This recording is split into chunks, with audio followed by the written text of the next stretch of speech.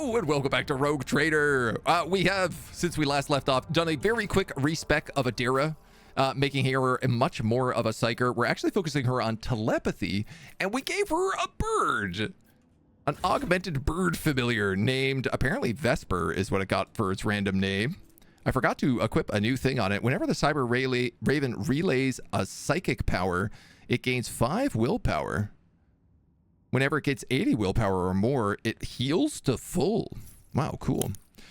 These guys are really cool. They basically are a conduit for your psyker powers, and they specifically are really good for telepaths. So I figured for Adira, it's the perfect thing. Heinrich, they also work really well for biomancy. They're all about sort of sharing buffs around. So we have to arrange a reception, and we have to audience with the Arbites. We're going to pop on down to the throne room. Take our new gang with us. Land on the planet and get into some trouble. We recently just helped Solomorn capture / explode a pirate heretic, and we stole his ship as payment for the job. Do we have in this open that door? This curiosity merchant sells upgrades for these things. Yeah, we could actually get even better upgrades for the Cyber Raven here. You're Cyber Eagle. You're Cyber Raven. Plus 10 willpower. You're Cyber Eagle. You're Cyber Eagle. You're also Cyber Raven, but I can't afford you yet. So just very quickly. This one gives the Raven plus 10 willpower, and if he's adjacent to 2 or more creatures after relocate, psychic powers relayed through this Cyber Raven are calculated as if psi rating was increased by 1. Oh, yeah. Okay. Oh, man. That's so dangerous. That bird is going to explode people. Name the Raven Nevermore? I mean, okay, if I can. I didn't get the option to give it a name, and I don't think I can rename it.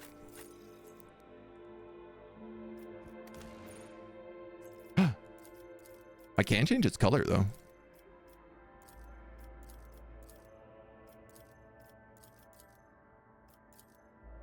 Let's give it the nice bronze. Give it the vibe, you know?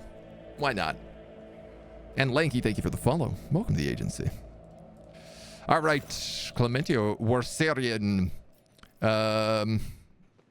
You are not the one who sets up this meeting. Where do I get this meeting to? Oh, probably by talking to Solomorn. Goods. Goods? Free loot. Solomorn. The Marshal is ready to meet with you. Do you wish to commence the audience? I would prefer to first know exactly what it is the head of the Adeptus Arbites, the Expanse, wants to see me about. I do not know the details, but I assume the procedure is the same as it was in Lady Theodora's time. Personal introduction, reaffirming of allyship between the dynasty and the Adeptes, and the discussion of tithe-related affairs. I hope it won't be exhausting. Call your Marshal in. Wow. So for those of you who don't know, the Adeptus Arbites are basically Judge Dredd in space. They are international space cops who are judge, jury, and executioner. 2 markedly distinct figures approach your throne, marching in front of the man clad in Adeptus Arbites armor. He carries the helmet in the crook of his arm, but his stern facade serves him as well as any visitor could. He bows to you sharply. Marshal Strax of the Adeptus Arbites. An old woman walks in the Marshal's shadow, her body fitted with dozens of scribing implants and magnifying instruments. If not for her eyes, quick and inquisitive behind a giant pair of ocular lenses, you might have mistaken her for an exotic servitor. Her robes are adorned with sacred symbols of the Adeptus Administratum. Rogue Trader Bigus von Valancius, I, Prefect Inscriba Voltor, greet you on behalf of the Adeptus Administratum. I will now begin the due procedure of official address to the ruler of Darkonis as formalized by Amendment 4-N/10 to Law SK 941. May your name be wreathed in glory for centuries to come. May your fortunes ever proflorate. May the God Emperor bestow upon you a duty worthy of his chosen. Her monotonous droning is making you wary. It seems she intends to go on for a good while longer. Interrupt the old woman with the longest ceremonial greeting you can dredge up from your memory. You enunciate an impressively long and ornate list of all your blessings and encouragement that you have been showered with upon your birth. Because I'm a noble. Those in attendance listen with bated breath, but because each passing minute, the prefect's face falls lower and lower, but she dares not utter a word throughout your speech, which takes a good quarter of an hour. Abelard, what are these people doing in my domain? A delegation of the Adeptus Administratum and the Adeptus Arbites is accommodated in the Von Valancius territory so that they may tally and collect the imperial tithe from your worlds, Lord Captain. Lady Theodora graciously provided them with the premises where they to perform their duties and authorized them to restructure the dynasty's archives. If I may continue for you, as per the decree of Theodora von Valancius, the representatives of the Administratum and the Adeptus Arbites are sanctioned to use the Palace of Justice, oversee tithe collection in the Protectorate, and review any and all cases of tithe avoidance, tithe exceedance, or other irregularities. They're going to investigate my corruption, probably. These rights have been formalized in numerous pacts and statutes under the main decree. Considering your new position, you may have yet to acquaint yourself with all these documents. Good old bureaucracy, right? There's some really fun stuff you can do with the Administratum in this game that is just like bureaucratic hell. You are the successor to Lady Theodora, whose alliance with our two sacred organizations forever glorified her as a rogue traitor, closely tied with the executors of Holy Terror's will. And we, representatives of the Administratum and the Arbites, must verify that you are able to maintain this alliance that has brought such repute to your dynasty. This is why we've arrived in person, as the present circumstances has provided us with a chance to see if your intentions concord with those of the late Von Valancius. What circumstances are those? Our work has been disrupted by unforeseen setbacks regarding communication and transportation. As our requisitioned assets were not adequately prepared, we have lost some of our personnel and resources. The arbitrators are short-handed to perform their duties. Since they first arrived in the Expanse, their numbers, limited from the outset, have only continued to dwindle. After analyzing the situation, we've decided to notify you of a tithe violation committed by one of the worlds. This regrettable lapse must be rectified as quick as possible.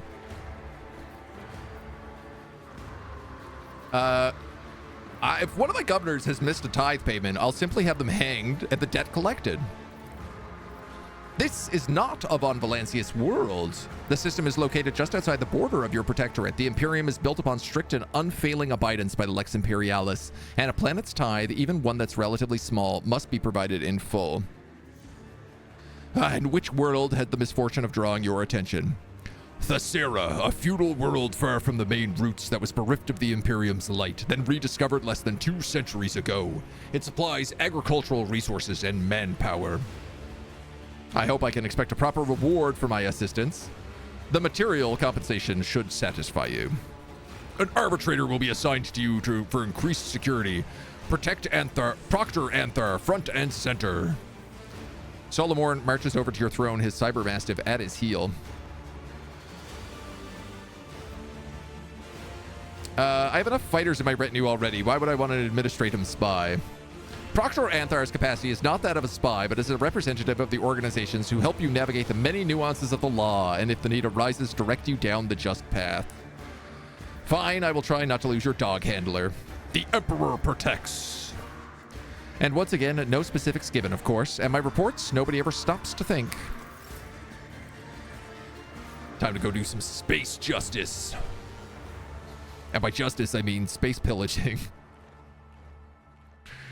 I love taking on a cop as a heretic. It just seems very strange. It's a weird choice.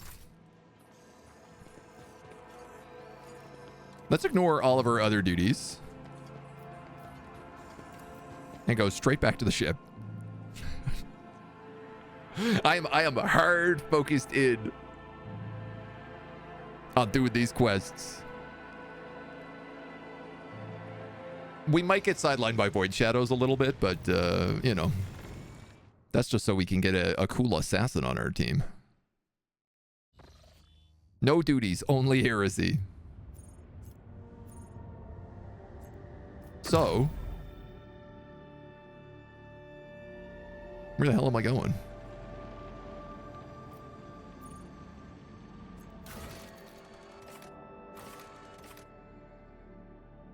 Lavala's heart.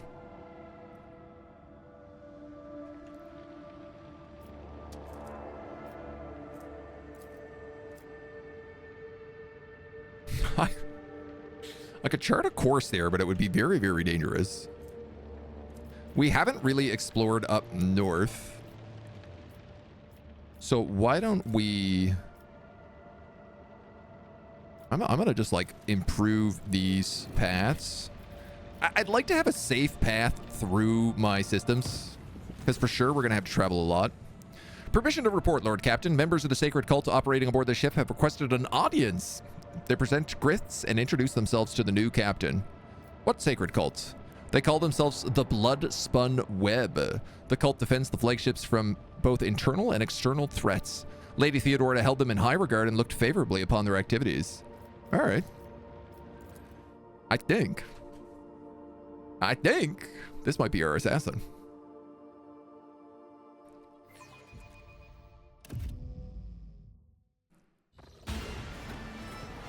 Hell yeah. Yeah. Yeah. Blood God.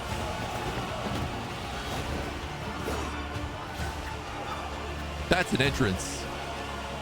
That's what I'm talking about.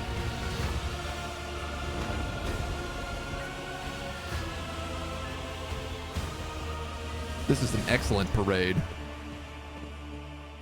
Feels like a heretic rogue trader would find humor in taking in an Arbites. I've been hitting on him the entire game. I've been making him as uncomfortable as possible. So yes, absolutely. There is pleasure I am taking in it.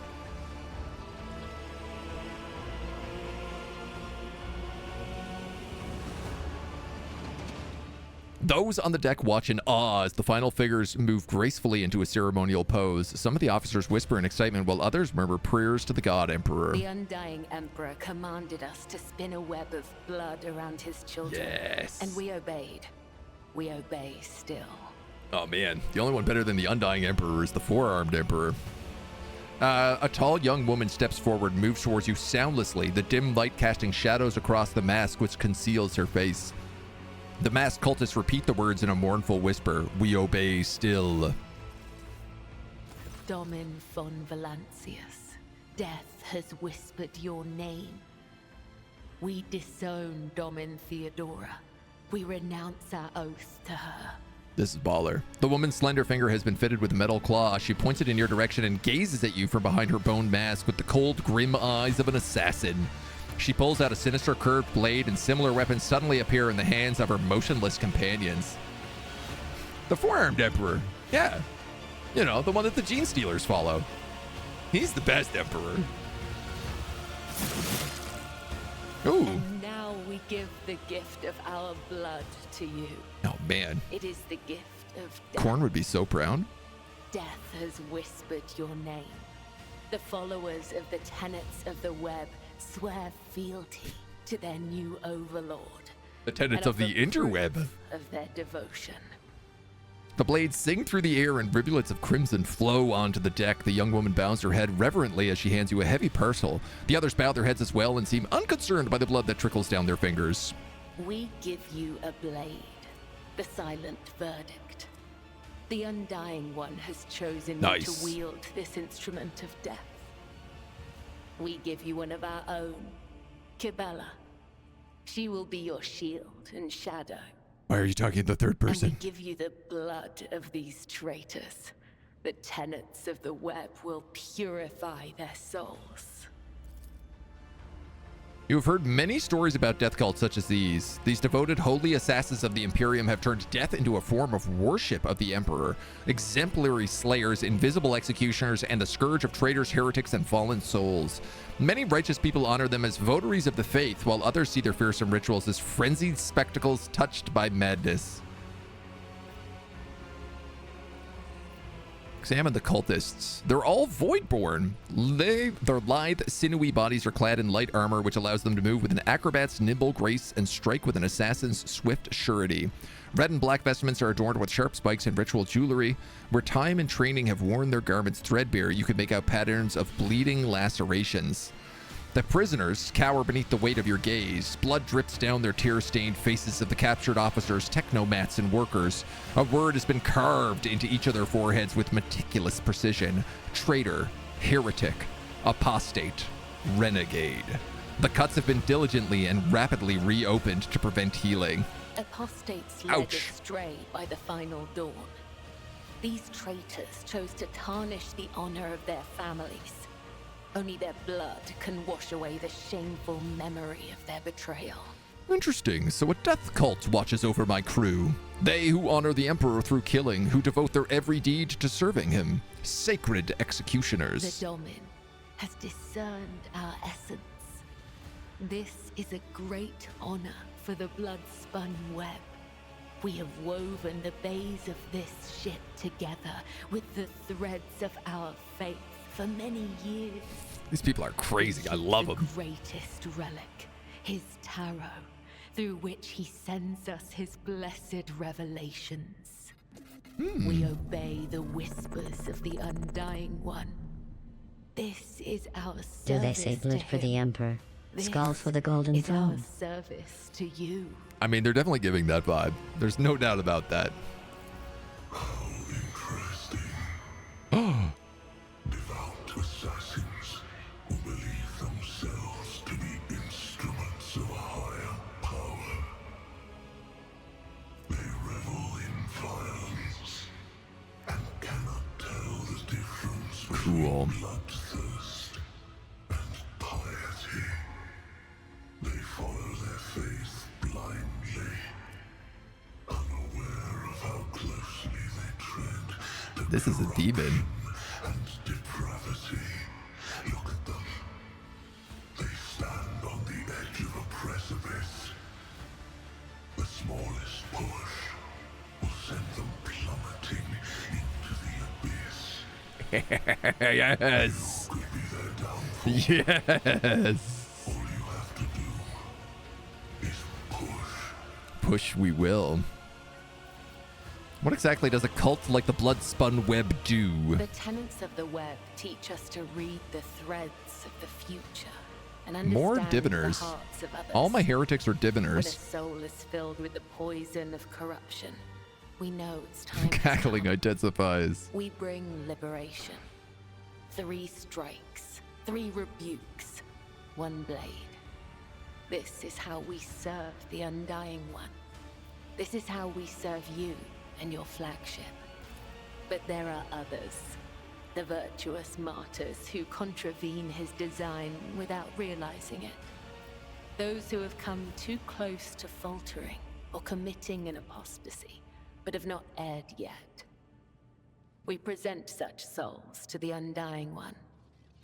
Giving a bloodthirsty smile. Continue to serve me, dancers of death.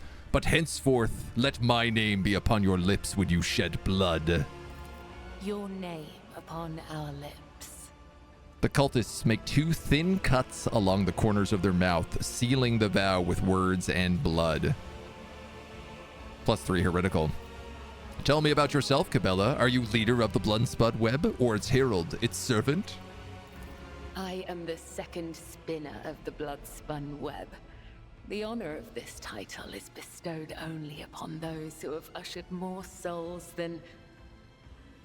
It is shameful to speak of one's own deeds. I'm here to Who's the become first your spinner? shadow, not to make boasts. Why have you waited so long to reveal yourselves to me? We were not there when the blessing of death was granted to Dom and Theodora. Our failure brought shame upon the blood-spun web. We Cool. could not stand before you until we restored our honor. We tracked down the traitors and sliced open their bodies.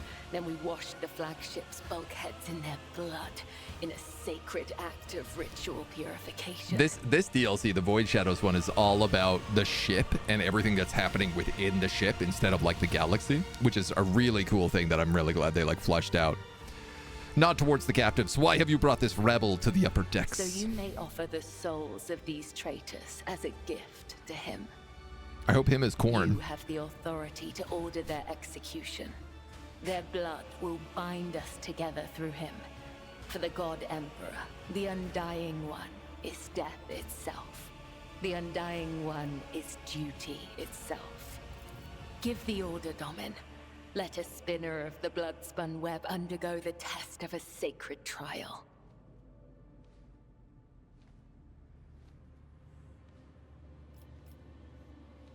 Do we give weapons to the traders or judge the traders myself? I mean, yeah, she wants to prove herself. That has not sliced through sinew is nothing more than a toy.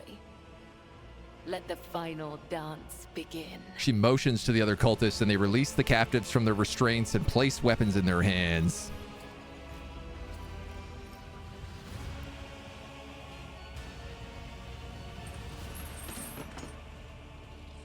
One v 5. Your emperor won't save you. Welcome is Oh, I get to actually fight it myself. Oh, that's very funny. Get your character into position. I mean, that feels like probably where I want to be.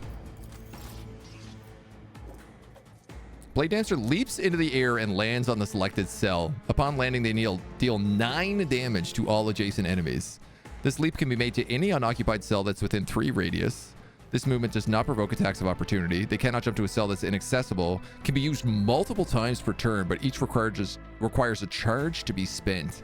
They gain a charge each time they kill a target. Sick. You can also make 3 melee attacks against random targets, each dealing 50% of your normal damage.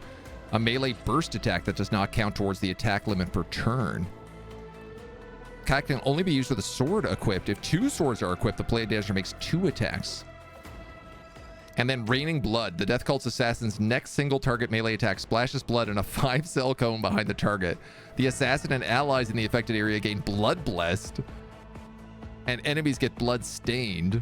All cells in the affected area are now covered in blood. Whenever a creature interacts with such a cell, they gain Blood Blessed or Blood Stained. For every 10 wounds the Death Cult Assassin loses throughout the entire combat, each creature affected by Blood Blessed gains 1 stack of the corresponding effect. Okay. Obviously, the jump attack is where we start. brings me no pleasure. And then I guess we do Blade Dance for a bunch of hits. My god. And then we just cleave. Thy blade be drenched in blood. Yo, this character's sick. Flow through my veins.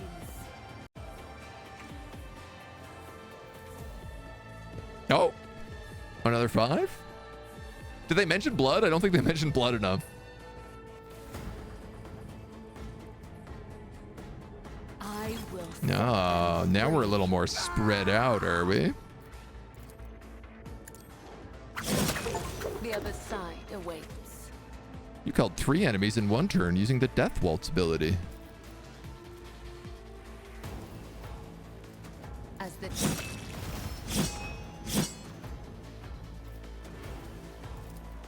as honor ordains. So I could just keep using this Trust over and over. my blade whispers your As long as name. she has a kill, she gets a free additional use of it. Shadows will come. The other Dude. side awaits. Great introduction for this character. They're like, here's your abilities, here's a bunch of rabble. Here's why this character is fun to use. I have a new waifu. Yeah, I think we might be ditching Solomorn. A cut to the heart, a cut to the throat, a cut to the stomach. These wounds have been inflicted according to his pleasure. The blood of the apostates will wash away the stain of their treachery, so that his souls may prostrate themselves before the Undying One's throne and beg his forgiveness. She wipes the blood away from her blade in one swift movement. I have acted with reverence and shown proof of my loyalty. Will you accept me, biggest turg? Will you make me your shield and shadow? Your lordship, the spinners of the blood-spun web were watching, tracking, and killing Von Valencia's enemies long before the warrant of trade passed to Lady Theodora. However, their blade has also been known to cut short the lives of highly upstanding persons. He swallows nervously. But I certainly do not in any way condemn the deeds of this deeply esteemed cult. I'm sure they must have had good reason. The cultists are the scourge of the seditious. They bring the unrighteous to ruin. The enforcers respect the blood-spun web, for we share a common goal, to bring his light and harsh justice to the deepest depths of the ship. Scourge of the seditious or not, folks are afraid of them for a reason. A couple of watches ago, these spinners took a train driver to pieces for some kind of ritual. I don't know what old Moloch did to earn that privilege, though, and who's gonna feed his family now? Heinrich takes a drag of his low stick, exhaling the thick smoke through clenched teeth. But that's a lower decker's problem. What matters is that the blood-spun web serves you faithfully, Lord Captain. I decided he was Scottish-Irish now. Confessor says, my predecessor's predecessor once delivered a sermon about how the spinners saved this vessel from the servants of the arch-enemy. The blood-spun web paid the price in blood, a river of scarlet that flooded the decks from bridge to bilge. They became the blood of the flagship, the pulse in its vein, and the beat of its heart. Their great sacrifice earned them the favor of House von Valencius.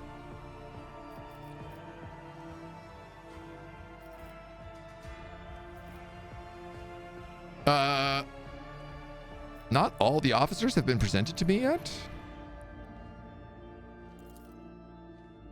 Confessor Adalbert, your lordship, as a humble servant of the Emperor, I am entrusted with the high honor of being the ship's confessor, or in other words, its highest spiritual authority. I'm here to oversee the purity of the crew's faith. I officiate in the officer's chapel and also look after the ship's reliquary. Okay. What does my retinue think of all this? I have heard through a distance the prayers the spinners offer up to him, seeing how their deeds fill their people's hearts with confidence and the inevitability of his wrath. The bloodspun's web loyalty to the Emperor is without question. Although Lady Theodora never granted the cult an audience or brought a spinner into her retinue, she respected the bloodspun web and approved of its mission. It is strange. Their shadowy forms are swathed in darkness, yet a radiant light burns within them like a scarlet flame. I think it is a good sign. It is rare to see anyone filled with such light, even among servants of the faith. Many within the Inquisition look favorably upon death cultists. If you do not need a bodyguard, the Ordo Xenos might recruit her instead. Only you can decide who you will follow, Shireen, but I've always been wary of those who turn belief in the Exalted One into a morbid set of principles. Any death cult is merely a circle of zealots who dispense mob justice outside of the God Emperor's law, no matter how deftly they may hide behind his name. He looks at Kibellah with undisguised enmity. If you really need a pet assassin that badly, I would at least recommend keeping her on a short leash. You will be my shadow, Kibellah. Interesting that her and Solomon do not get along. Not overly surprising, but... Kibellah's movements are slow and rhythmic. She removes her ceremonial mask. The dark shadows of her eyes accentuate the deathly pallor of her skin, which is covered in ritual scars. Henceforth, I am your shadow, an instrument of death placed in your hand of the Undying One. For so it was ordained, and so his tarot forspoke. I also come bearing an invitation from the Vizier of the Bloodspun Web. He wishes you to know that the doors to the Undying One's temple are open to you. Are you suggesting the Lord Captain should go down into the depths of his flagship to search for this temple? With all due respect, the lower decks are for servants and crew. They are not a fitting place for his lordship. Why is the Vizier not here to deliver the message himself? The first spinner is old. His abode is in the temple beneath the flagship's freight lane and has not left the lower decks in decades. Even a short journey could sunder the spirit from his ancient body. He is the first among us, spun the web of faith for 5-fold longer than I have lived. What tarot? The greatest, most sacred relic of the blood-spun web, the Emperor's Tarot. Only his chosen servants may earn the permission to rain blood upon the cards and perform a reading to see portents of the future and shadows of the past, tangles of the present. However, the secrets of his tarot are not for the ears of lay people to hear. All right, where is it? If you wish to find the temple, you must walk the path of Saint Irene, the matriarch spider. Her path began deep within the flagship in the dark tunnels of the freight line. This is where yours must begin as well. This journey will bring you closer and closer to the thread of the web, closer to understanding death. I don't see the point of these riddles. Your temple is part of my flagship. What's to stop me from simply walking inside? You must become the blood of the flagship before you can enter the sacred temple. I cannot guide your way, but I can walk by your side. All right, I'll walk in the footsteps. Just not right now.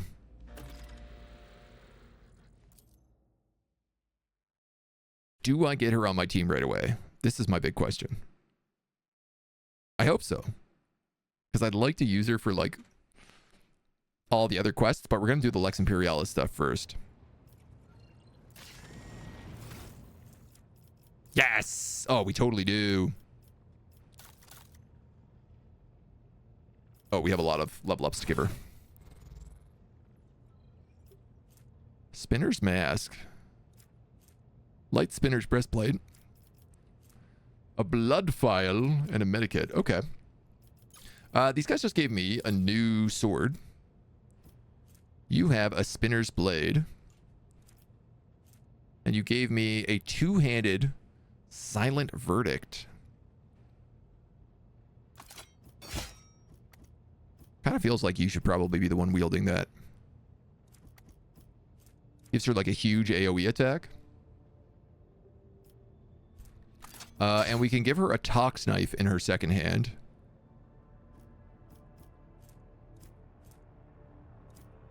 Which is actually better than what she has. And... would she be better with this power sword? Probably.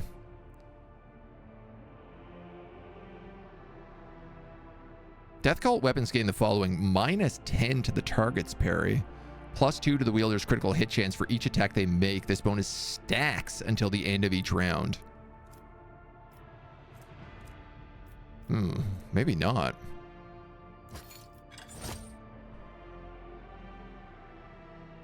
How was the second attempt at the boss battle? All super easy. Yeah, we actually crushed the boss the second time around. Shockingly so.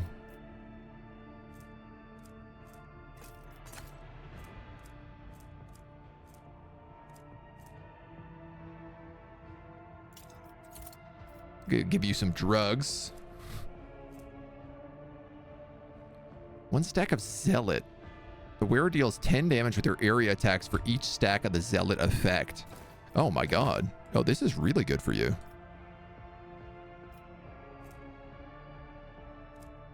Cannot suffer burning.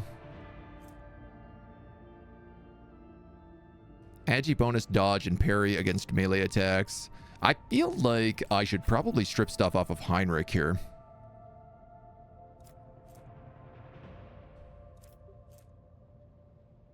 +10 parry, +5 agility. No, your breastplate's way better. That requires dogmatic. That's a force sword. Increases melee attack damage against demons, but more if you're dogmatic. Attack of opportunities deal additional agi damage. Let's take that. At the start of the wearer's turn, they gain 20% dodge until the end of the round. That might also be what you want.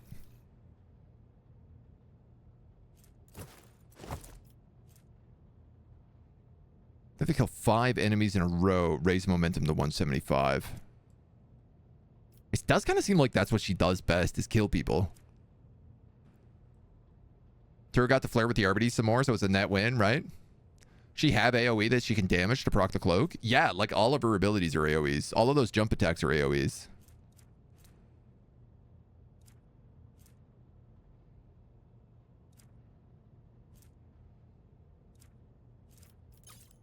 All right, hold on here.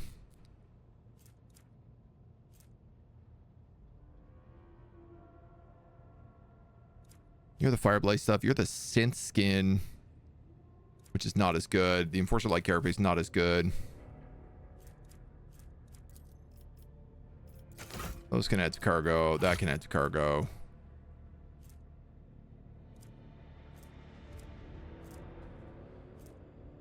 Silent Verdict's better than that great sword. I guess I could give her like a chain sword instead of the Tox Knife, but I actually think the Tox Knife is better for her. And it also like feels kind of correct. I like the armor pen on the power sword and also the better damage, but oh man, kind of feels like she should be using that. Her specialty, she's got Voidborn. She's dogmatic. Dude, why is everybody dogmatic? I thought for sure like a blood cultist would be a heretic.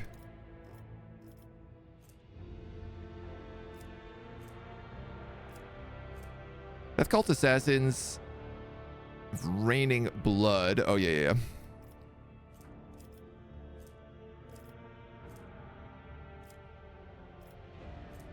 Every time an enemy is killed, the number of MP on the Blade Dancer's next turn is increased by 2.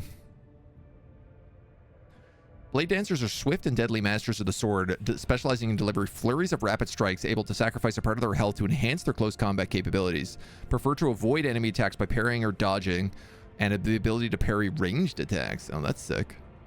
All right, let's quickly level you up. She can use the dogmatic equipment from Heinrich. You're not wrong, actually. Anytime an ability or talent uses the fellowship bonus. Sorry, what is your agility, obviously, and then weapon skill. And then toughness as your third.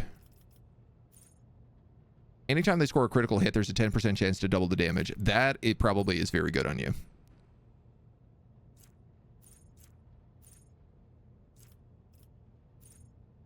Creatures with the Blood Blessed or Blood Stain gain 1 stack whenever raining blood is inflicted.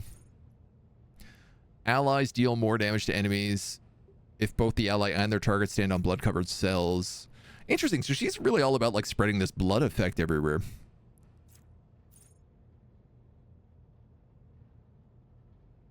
And dots. Open the veins would be good for her. Creature with the Blood Blessed or Blood Stain gain 1+ stack. I wonder if I can also get her like Drukhari weapons. Features Lore Xeno or base skill Lore Xeno. I feel like some of those abilities will be really good for her. All right, let's start with this Bloody Mess ability. And then obviously take agility. Blade Dancer immediately returns to the cell where they started their turn. Does not provoke attacks of opportunity. If they use Death from Above, this movement repeats all uses of the ability in reverse. This is a crazy character, man. This ability costs 8 HP to use. Select an ally. Attacks made by the Blade Dancer against enemies who have already attacked that ally gain crit chance. Blade Dancer faces a side of their choice and immediately ends their turn. Until the beginning of their next turn, they can dodge area attacks without moving. Are immune to all types of force movement, gain 20% parries from that side, and can now parry attacks made against adjacent allies. The Blade Dancer can parry ranged attacks made from that side. Crazy.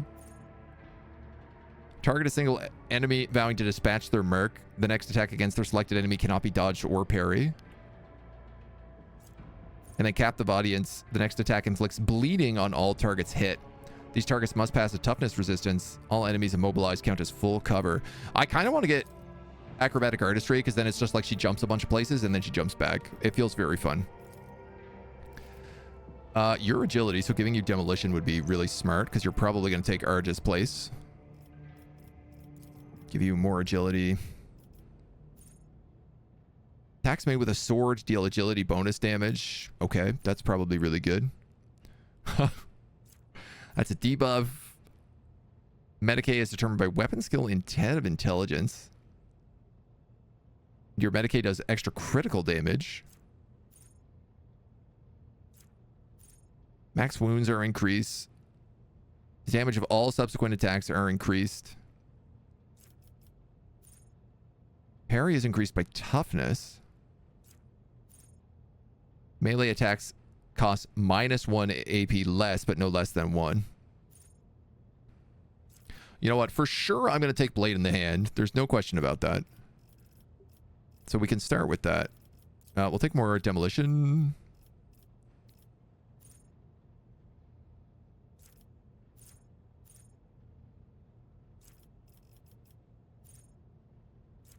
There's so many options, man. Is she a psyker at all? I missed a bit of the stream. She's not. No, no. Some assassins have that.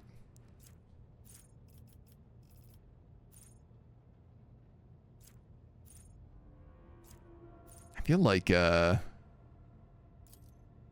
time they parry or dodge, all enemies with bloodstains suffer +1 stack.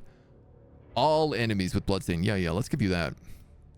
When using Death Waltz, the Blade Dancer immediately heals to full. Cost of abilities that cost wounds is reduced by half. Also grants the Blade Dancer 4 additional charges of Death from Above.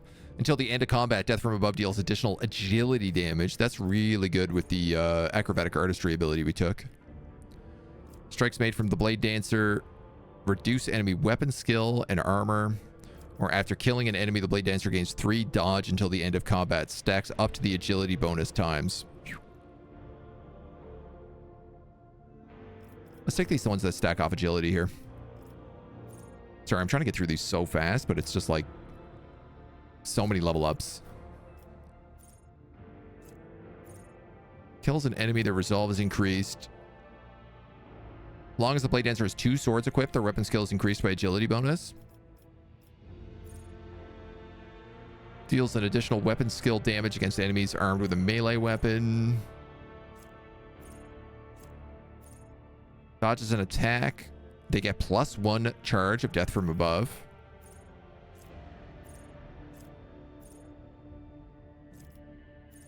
That's pretty good.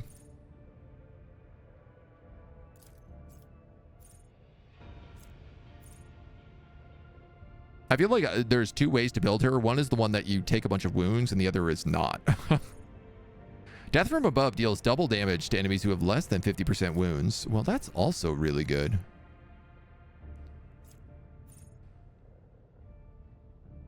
If you kill an enemy with an attack of opportunity, you gain 1 death from above. If the Blade Dancer has killed 4 enemies, the next ability, which requires spending wounds, doesn't cost wounds and instead heals you. Damn, dude. If you have less than 50% wounds, gain dodge and movement. Crazy. Whenever the Blade Dancer uses acrobatic artistry, their dodge and cover efficiency are increased by agility until the end of the next turn. Yeah, let's, we're going to take that. Whenever you parry, your next Blade Dance is increased by 1. That's also really good. We'll take some weapon skill. I kind of like this Veil of Blades ability. It does cost wounds, but it also like stops us from being shot.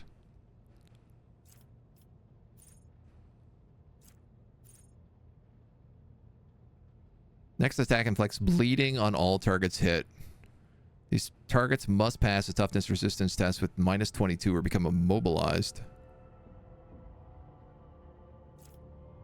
No, let's take Veil of Blades. That sounds dope.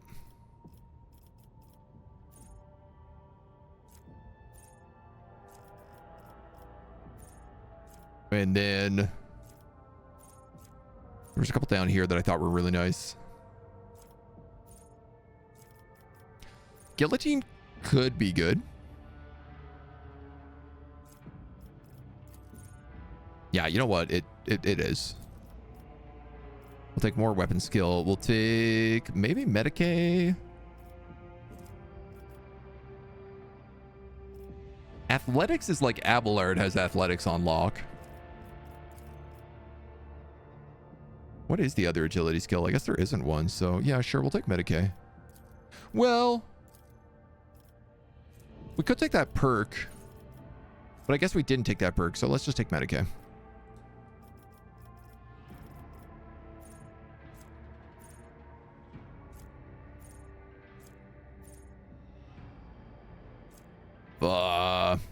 Creature with Bloodstain gains 1 stack of this effect whenever bleeding or burning. What is the difference between these two?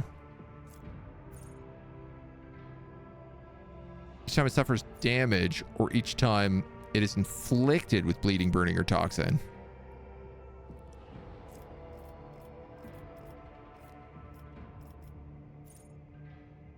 Character can attack with a second weapon in their current weapon set in addition to the usual 1 attack per round. This attack suffers a -20 to weapon skill and costs 1 AP more. 15% bonus to parry.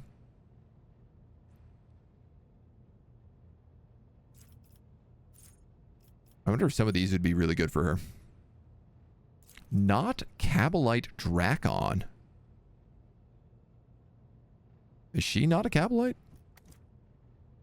But I say it sounds good if you get the perk that uses weapon skill for Medicae. It helps with crits. Yeah, but I guess that would just like replace Medicae though. Oh no, you're right. You're right. No, it would stack. You're totally right. 10% bonus to dodge. These would also all be good choices. Dodge or parry here. She's got 90% dodge.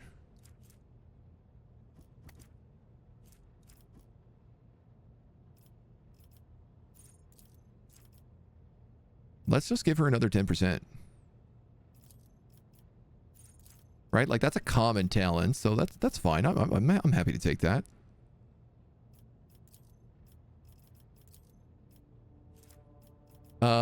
Awareness, carouse, coercion. We'll take awareness. Just because it's like, you know, they might find a chest. You could take toughness here. And then one last talent.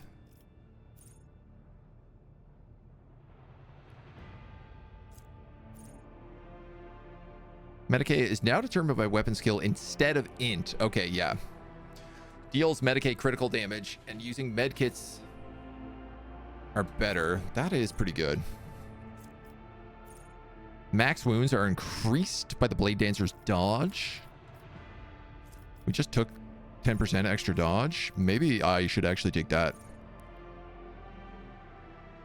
I'm going to do that instead.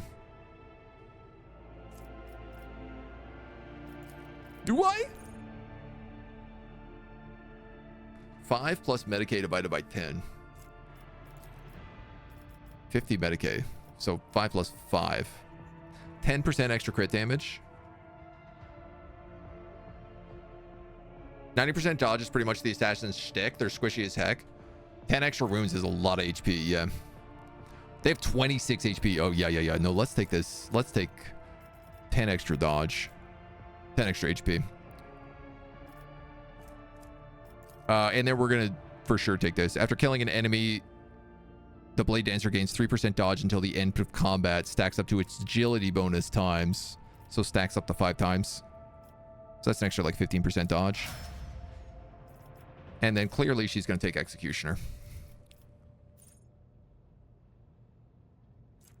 Whenever we inflict a dot on the target which is already suffering from an effect of the same type, the target immediately suffers an additional instance of damage over type from the initial attack. You could probably make Argenta with an Executioner and make her Flamer focused.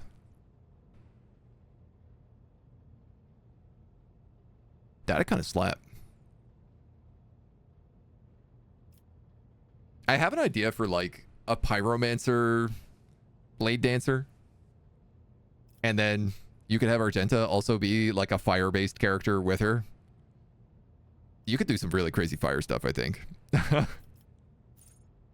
Executioner immediately inflicts bleeding on an ally of their choice. This ally gains a Medicae bonus to dodge and additional MP until the bleeding ends.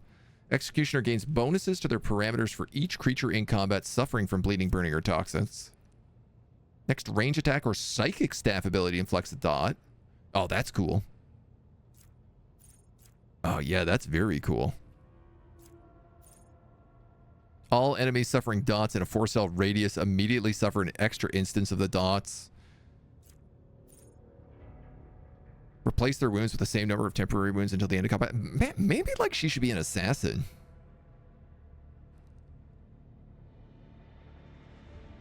When they have temporary wounds, all their melee attacks and damage over time attacks deal an extra 30% of max wounds divided by damage. Wow.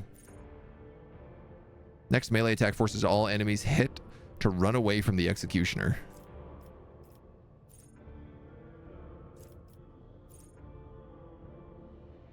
%30 of max wounds is only like... Well, I guess that's like 10. All their melee attacks and dots deal 30% of max wounds damage. All of her melee attacks deal an extra 10 damage, basically.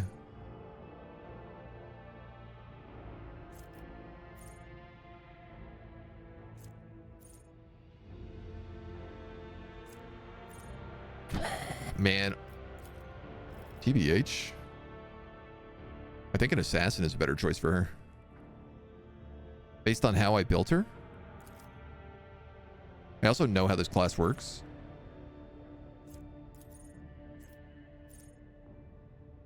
So this is like the extra attack that does bleeding.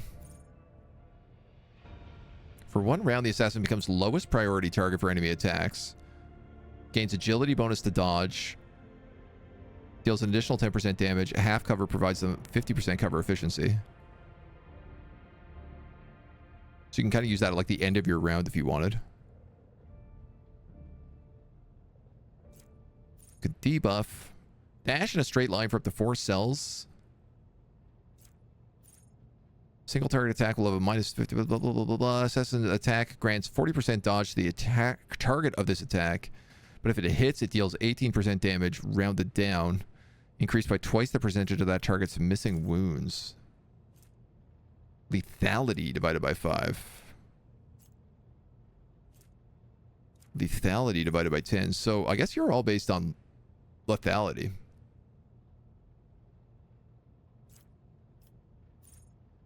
I do like Death Whisper. It's a free attack, so I think we'll just go with that. Whenever the assassin attacks an enemy that's at full wounds, they gain 20% dodge against that enemy. If an enemy suffers a crit at the start of the assassin's turn, a new opening is created. Lethality chance to deal better with openings. First use of an assassin ability costs nothing. Crit chance, crit chance, crit chance. Hemorrhage effect applies an additional 10 damage. That's not a bad idea if we took Death Whisper. Honestly, taking the Death Whisper ability is probably a good idea.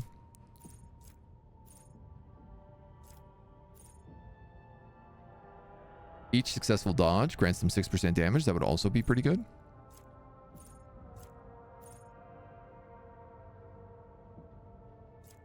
Every time they hit an opening, you get +3 damage. Man, the way that she can jump, she can just basically always hit openings.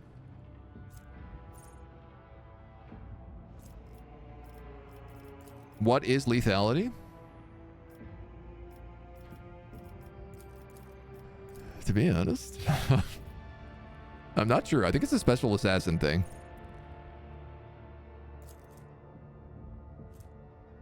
Yes, a specific assassin parameter that is equal to dodge or dodge reduction, whatever is higher. Cool.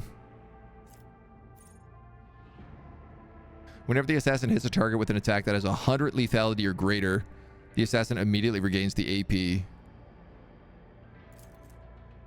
You have 100 dodge. So does that mean you just do this on the first attack every single time?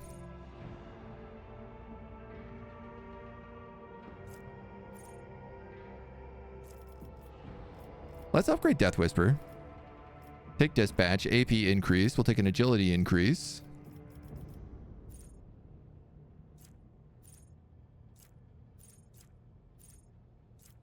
And then I feel like assassin gains 100% chance to deal maximum wounds more damage when hitting the opening, right? Because we have 100 lethality.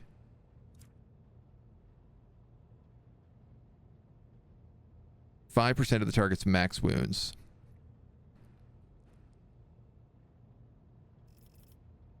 Yeah. We'll take that. We'll also take more agility. We're done. Oh my god. A long level up. A long but helpful level up. Yeah, you have this dogmatic helmet, but, you know, maybe it's not what you want. Argenta's the one being scrapped here. We could take this hit chance, critical hit chance, tack goggles out of her. The wearer gains 3 agility for each movement they have right before that attack. Armor of Hidden Promise.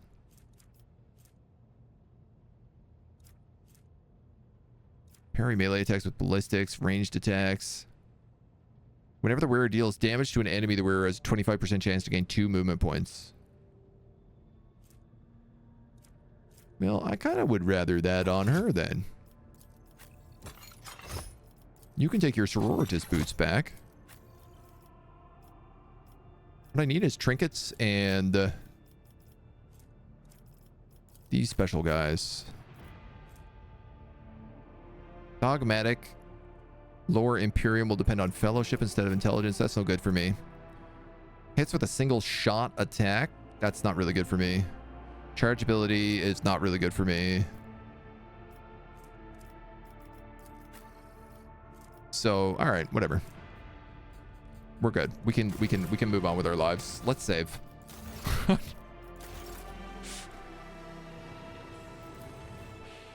It's a lot of jerking around.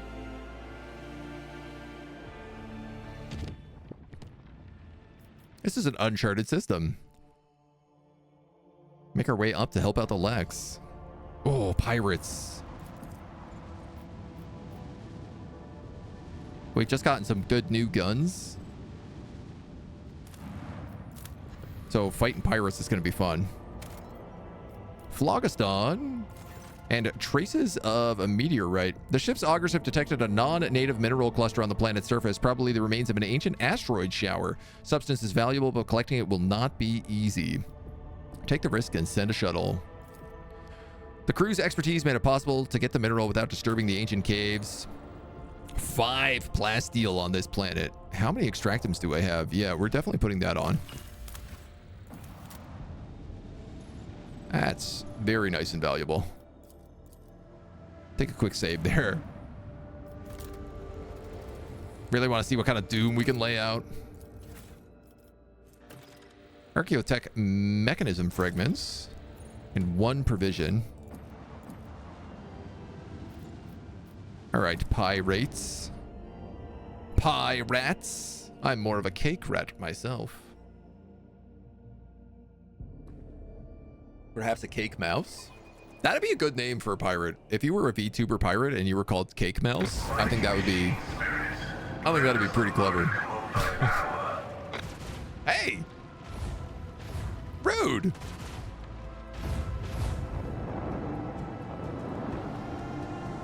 I haven't even gotten to take a turn.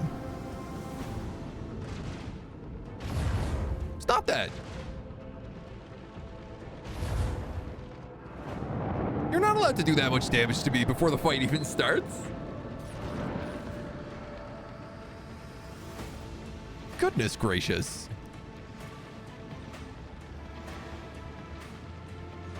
All right, I think if I go here, I could probably do a turnaround jump and avoid everybody.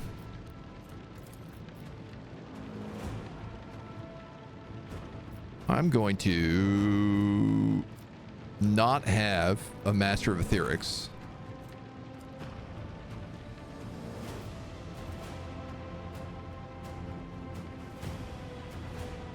I could swing run here, but I think if I swing run here, it puts me in a better position, right? Definitely does.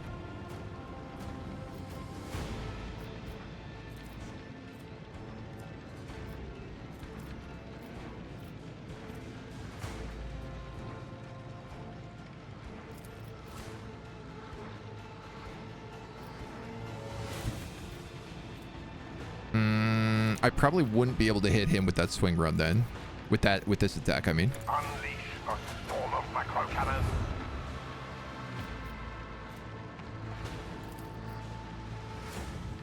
Kind of just want to do this. Changing course to disengage. Oh. Macro cannons, annihilate them. The 2 autonomous aiming modules means it gets to shoot twice. Let the incandescent beams scorch our enemies.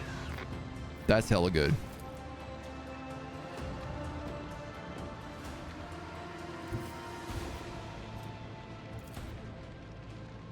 Let the Imperium guide us. And then you're gonna swing run?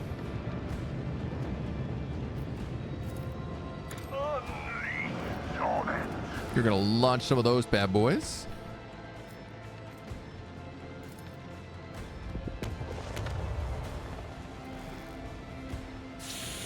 That's not what I meant to do. The way that looked, I thought I could actually trigger that on the Viper class destroyer. We're probably gonna have to reload a save there on that, because I am directly in front of a torpedo bay.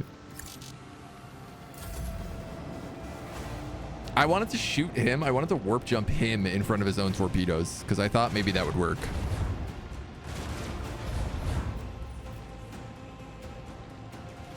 Yeah, we're gonna load that save back up there. I just didn't realize that was what's gonna happen when I clicked that button. I thought I was gonna have a moment to like confirm the action. That's a whoopsie daisy on me. You thought I had 2 ships now? No, the Heartless we sent out as a trade ship, and we haven't unlocked the pirate ship yet. I think we're building the upgrade for the pirate ship, the pirate escort.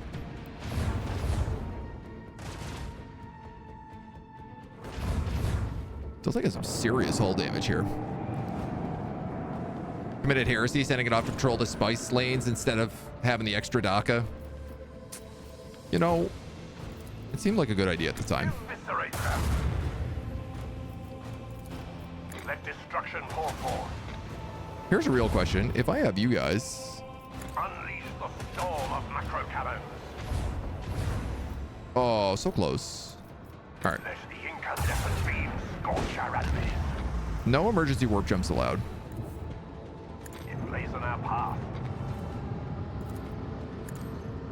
Let the Imperium guide us. You can swing run. We're going to fix our front shields. We're going to launch some missiles. Souls to the void.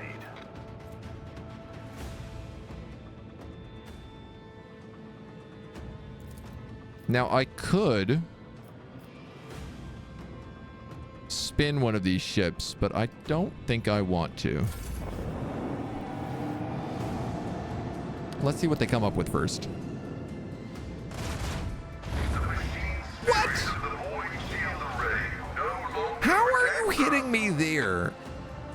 And then also allowed to not move. Eviscerate them. All right, I'm taking control of my torpedoes. Damn it.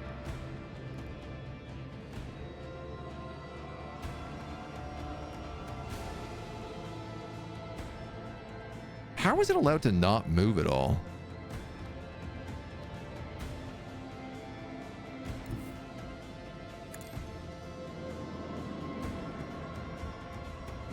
Can I get hit by my own torpedoes? Yes, I think so.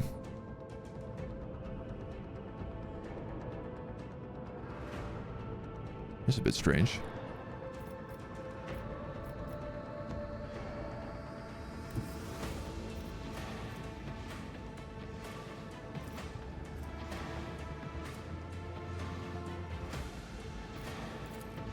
In good God's name, is it saying I can't move like here or here?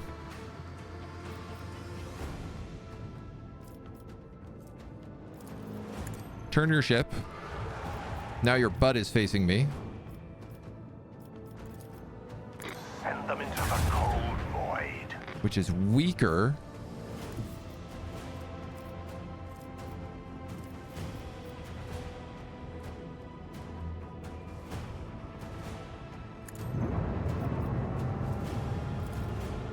Macro cannons, annihilate them.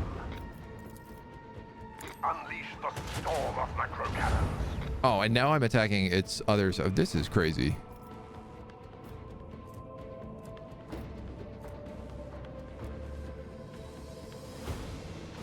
Ooh,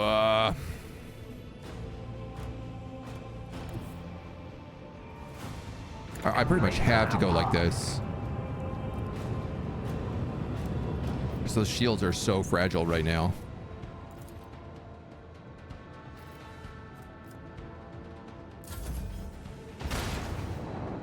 Torpedo on torpedo violence.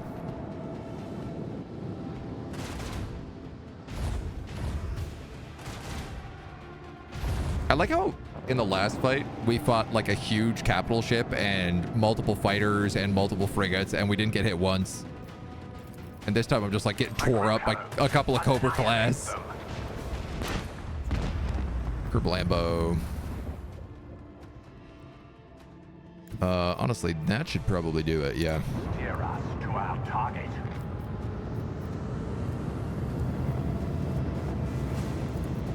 Let the incandescent beam scorch our enemies. You're not jumping anywhere. Goddamn Another pirates. victory for the von Valancius dynasty. 55 scrap. I'm gonna have to put all that back into fixing the ship. And then probably some. 58 scrap. Sheesh. There's not even anything on this planet.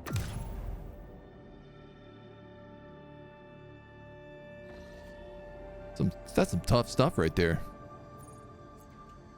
So, right, I was gonna jump here. Chart new routes.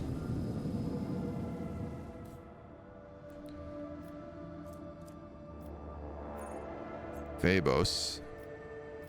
How the hell do I get over here? I'm gonna take this dangerous path. A warp breach. This time they came straight into the bridge. No time to deliberate. It's time for battle. Take my space cop and my space assassin and see how they do in space battle. The absurdity of your struggle amuses me. Mutants. Wow, that's a lot of mutants. Are they surrounding me?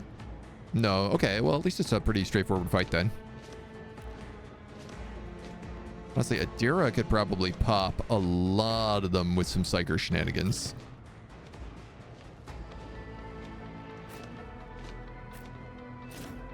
Big A. Solomorn. Puppy dog. Actually, let's switch the two of you. I got my shield wall up front.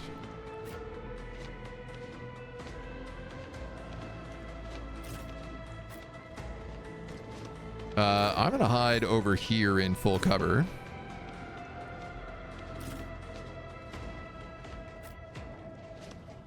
And then Kibellah. This is definitely where the bulk of them are, including the plague bearers, which I'm now seeing.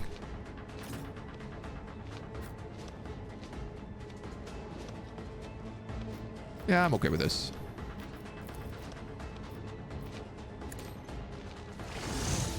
Asky does a little machine shenanigans. Right, I don't have a gunner anymore. I just have multiple. I guess Pascal is my gunner now. Wow.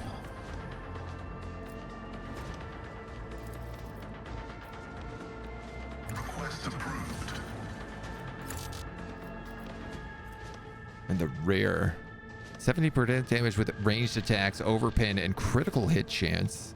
I mean, I'll move that up.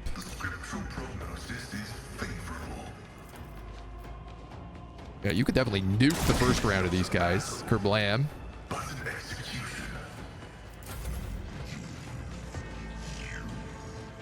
Looks like these are mostly melee guys. Let the dance begin. Let the samba commence. Ooh, bile throw. Oh god, everything he kills turns into another mutant.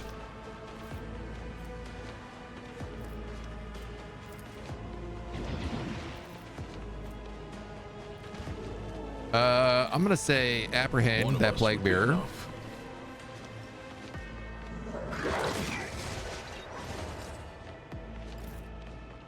And then Solomorn, you're gonna move forward and you're gonna start doing some shotgun magic. No, actually, I think you're gonna go right there so you can do that plague bearer.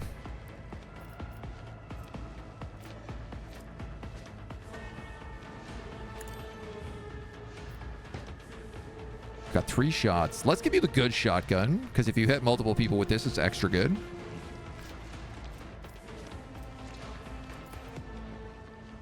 This one has a chance to do bleeding as well. It looks like it'll kill everybody. It won't take long.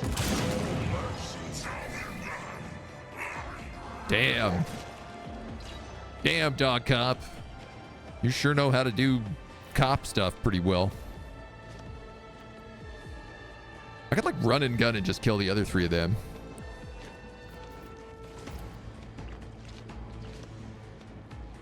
Though part of me is also just like, just kill this guy.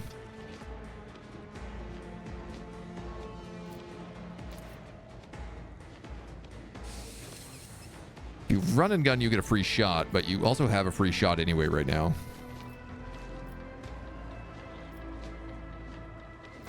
Yeah, you know what? Whoa, the knockback, and the dog chases him. Dude, I love the dog. He's so good. Rotten heavy. Yeah. Bridge officers. I can't be losing bridge officers. They seem valuable. All right, so you're gonna do some blade dance magic, I think.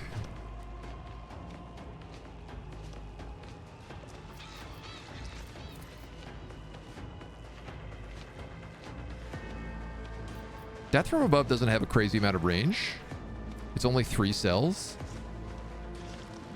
Now, I do think that she could probably kill all the guys up here with it, though.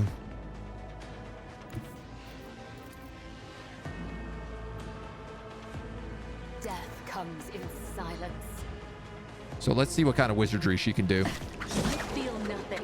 Fear Ooh, nothing. no, maybe not. Ugh, I'd love to get like right behind them. That's both their weak points. Guess we're still kind of like figuring out how she works.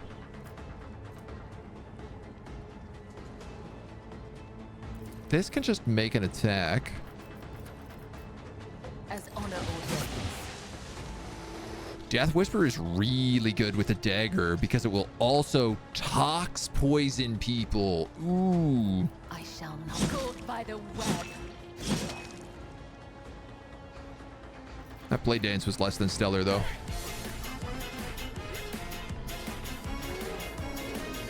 Tox poison maybe not so good against Nurgle guys, though. LP, thank you for that. Tier 3. How we doing? Much appreciated, my dude. And heal yourself. Thank you for the follow. Thought I'd have a nice return. I appreciate that, dude. How's it been? How's life? How's it going? How's your summer?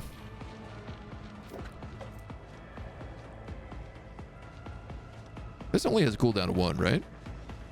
Immediately return to the cell where we started our turn.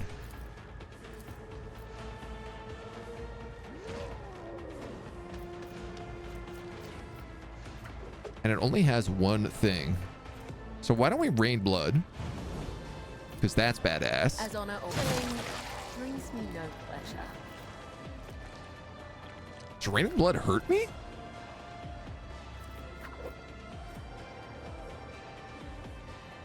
For every 10 wounds, the Death Cultist loses through the combat. I don't quite understand that one, but that killed someone, so we can leap through the air again. For free. And then we can do acrobatic artistry. So she'll go leap. And then leap. And then run all the way back to the base. Yo.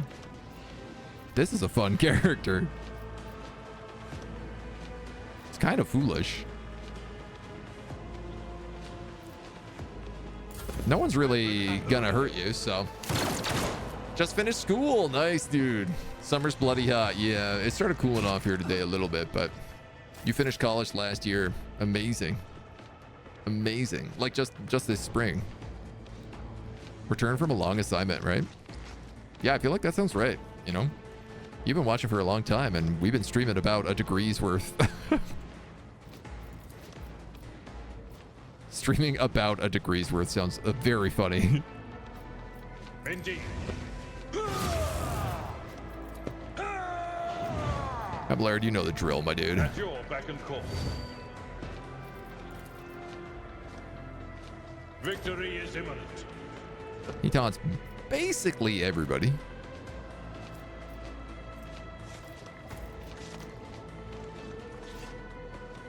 I will do like Oh, you might as well go for the Plague Bear.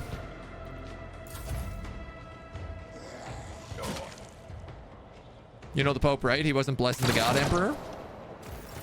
Pope is not in favor of the God Emperor. How things been here? Dude, things have been pretty good. We've been having a pretty great summer. You know, it's hot, but I definitely ain't complaining about that. Do you not have a weapon, Adira? You don't have a pyromancer's staff, is what you don't have, because I can't let you have one anymore. I guess that makes sense. Can you come down here and lightning bolt these dudes? How do you feel about that? What if I put you there? Really? You can't see any of them?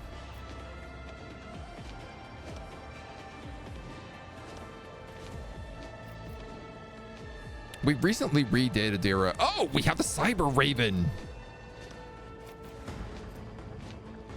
24 shock damage.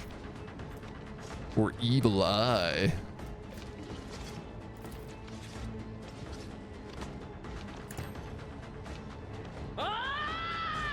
Bird. Go, bird.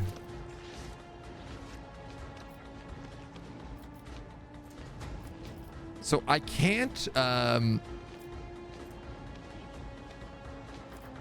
send some things through it. 3 closest enemies in a 4-cell radius. 1, 2, 3, 4. I wouldn't hit that guy in the back. Or warp damage and perplexed. Does this trigger the veil? Oh, it does. Evil Eye doesn't, but Purification Discharge does.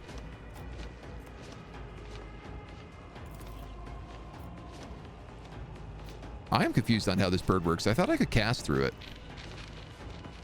Whenever the Overseer uses non-attacking single target psychic powers on the Raven, they're immediately applied to all relevant targets. Oh, I can't see the Raven. Now I can. Cover me. All right, I gotta try this out.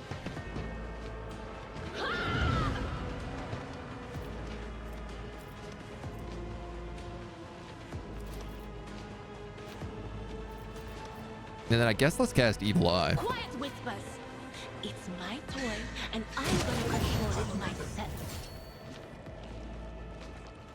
On daring difficulty or above, accidentally knock out a companion in the warp relay area. Friendly warp fire. Did I do that? Mutant crew member dies.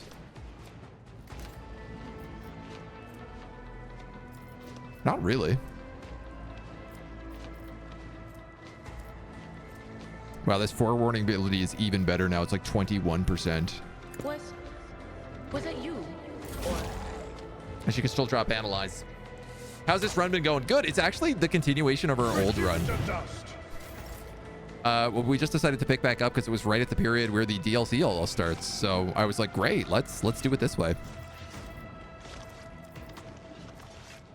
I don't think. Oh no, he is. Will triumph. Trigger voice command here.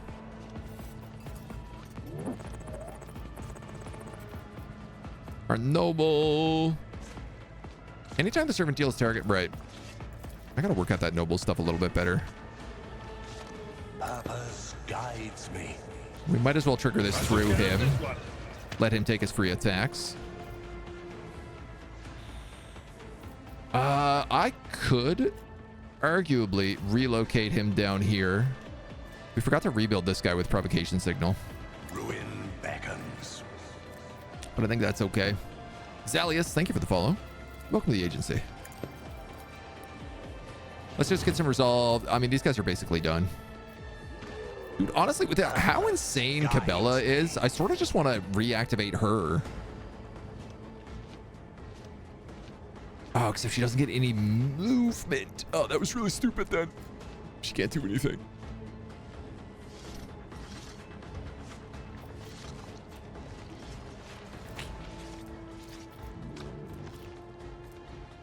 Ah, well.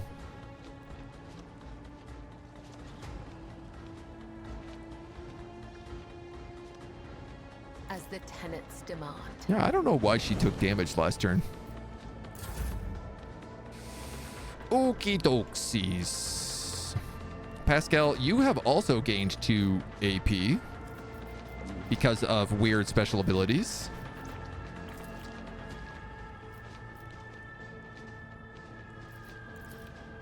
I'd like to kill that Plague Bearer. I'm going to expose its weakness so that it loses its dodge chance. And then I think I'm just going to overcharge it. 34%. Ah, you know what? AoE attack. Sorry, doggy. I don't know how I hit you. 4 damage left. Dang it, Bobby.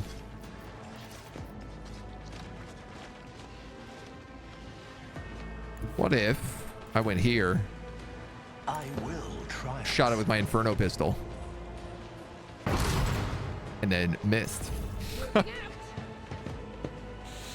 Pretty good run of Void War, also War Torn. Yes. Yeah, we've been playing a lot of like FTL style games lately. But it's been good. You can do AoE buffs around the Raven. The Raven's like AoE debuffs is more so. But I guess, yeah, you can also... Yeah, like if you were to give Heinrich a Biomancer, the Raven, you could also do a bunch of crazy AoE debuffs. Oh, the tox gas is spreading every turn.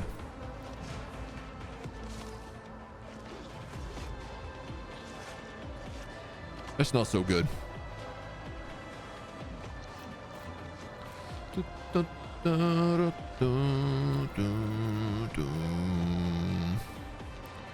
What do you want to do? I think you're going to move the front line here so that it affects that plague mirror.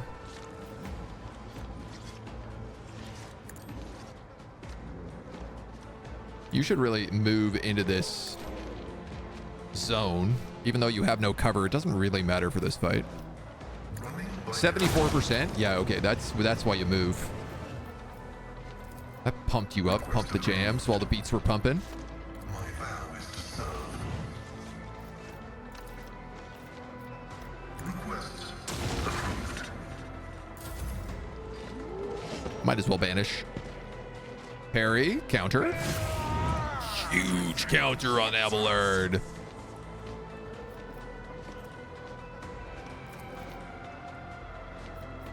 Puppy dog. I'm not entirely certain what to do with you. Glato, we're undertaking this task. Why don't you try killing this guy? Oh, okay, that worked really well. So, why don't you try killing this guy?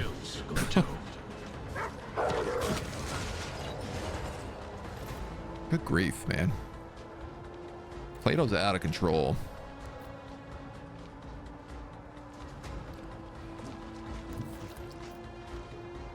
The order is clear. Shotgun?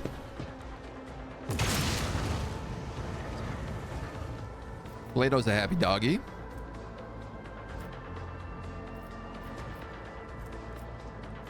Almost stand by protect. Rejected. Well, these guys are all mutants at this point. So here's the problem. As this tox gas keeps creeping in, I think all these other Voidsman and Bridge officers are also going to turn into mutants. So I'm just going to use Revel and Slaughter here.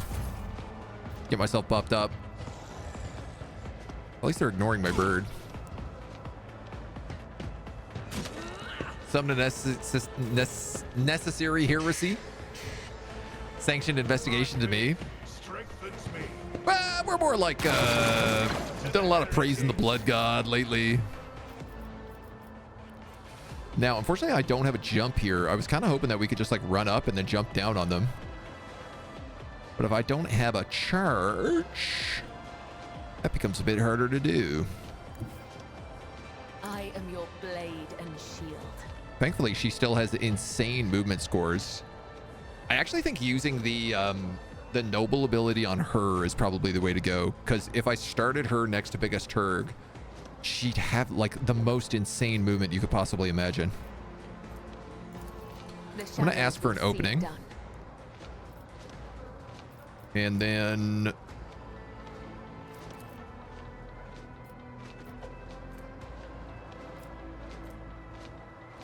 marks an additional opening. Whenever an opening hits, they deal an additional 10% max wound damage. You do 8 to 10, you do 12 to 19. Trust me. And every time you hit anything, it sprays them with blood like that. Oh, no, actually, that's because I did raining blood last time. Caught by the web. All right, well, that guy is bleeding and toxed. But also dead.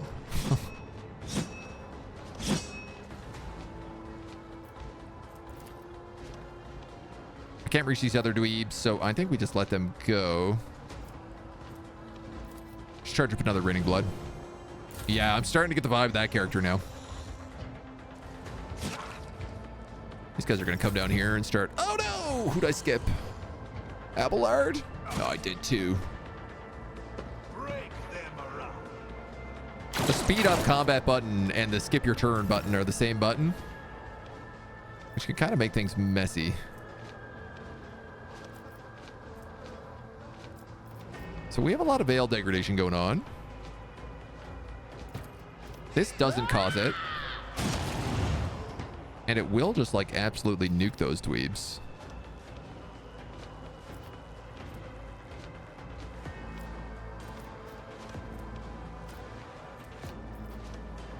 You don't really have another answer to how to deal with them other than shoot them with lightning. So I think what I'm going to do is I'm going to move over here and then I'm going to move the bird. No, let's reactivate. How do you move? Relocate.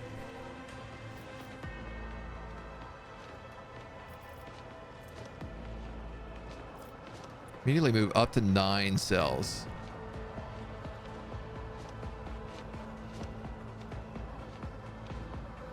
Here? Let's see what you can do. Strange. Raven is also now covered in blood.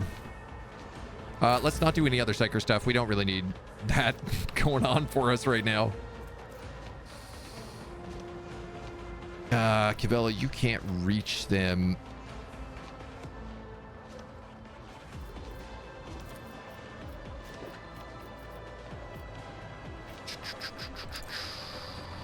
Let's buff up the crowd of these guys. One step closer. I don't even think like giving AP to these guys is going to do anything good for me right now.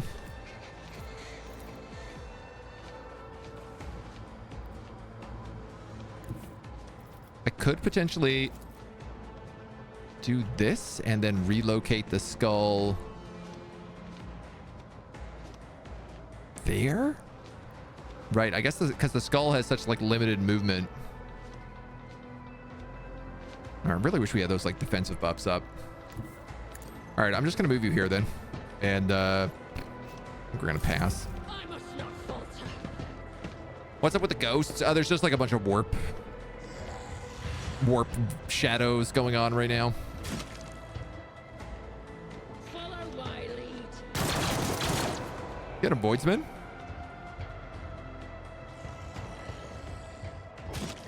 This guy really wants to eat a grenade, let me tell you. You rarely meet a character who wants to eat a grenade this badly. But his sacrifice is going to be remembered. Brace yourself. Oh, more rottens. Stinking rottens.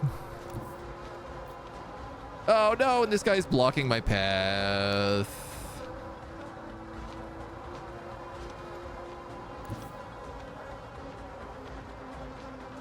Why can't I go down here?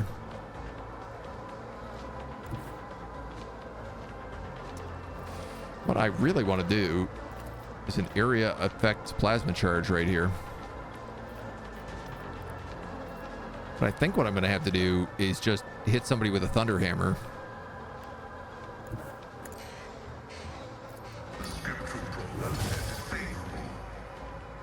How that doesn't kill someone is somewhat beyond me. You can't even move anything. What is the plan here with all this tox gas? Not good, that's for sure.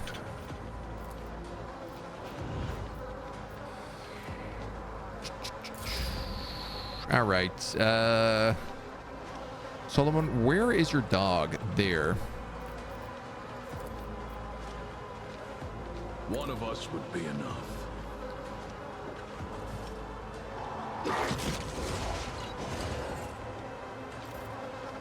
Dang it.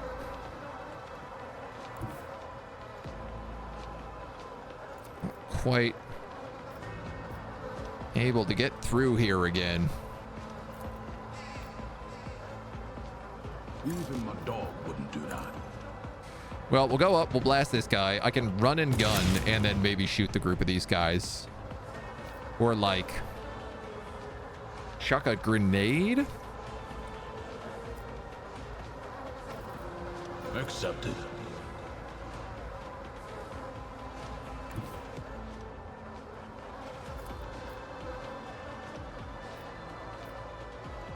That's pretty good. We've got a job to do, Glato. That's a pretty good shotgun blast right there, let me tell you.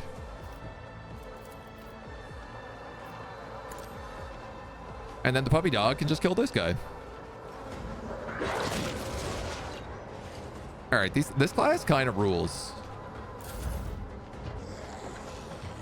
What's nice about them is they never really feel like they're like out of abilities. Trust me. You're gonna blade dance and it's not gonna do much damage. You have one jump of that. These guys' weaknesses are both on the opposite sides.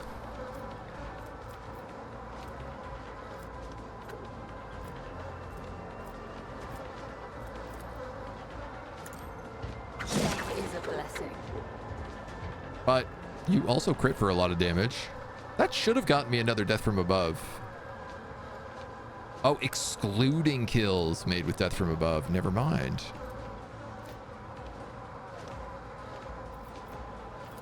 As honor ordains. We'll open up an opening and then we'll stab it with our knife. And then we'll give him a death whisper. Dude, I don't understand how that does not ever kill. And then we'll do an acrobatic artistry, which should give her one jump for free. Thank you very much, Kibellah.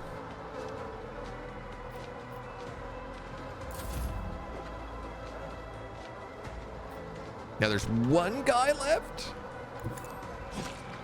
At least until these guys turn on their turn. I'd rather not. All right. At your beck and call. You might as well charge in here for when these guys turn. That's not the Seneschal's job. Nothing's the Seneschal's job anymore. Should I just kill them now? You have a gun. Indeed. We'll see about it. Cyberbird. I bet you can solve all my problems.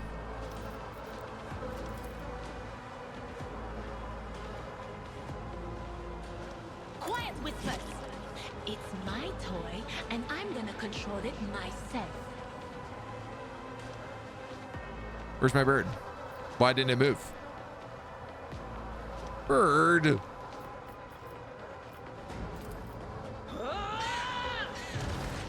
God damn it, bird.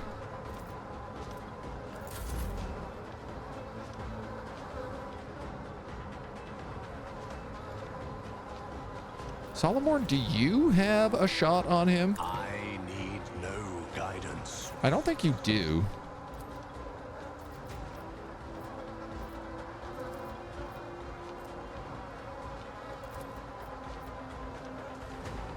I'll take it as a priority. Is that overkill? I mean, yeah, but it also worked.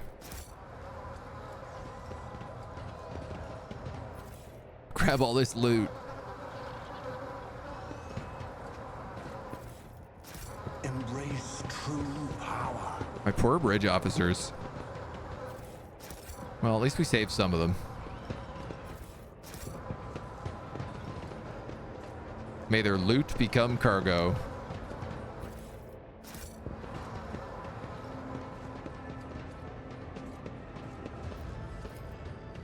Back to the map. Overkill is underrated. That was a pretty big grenade we threw.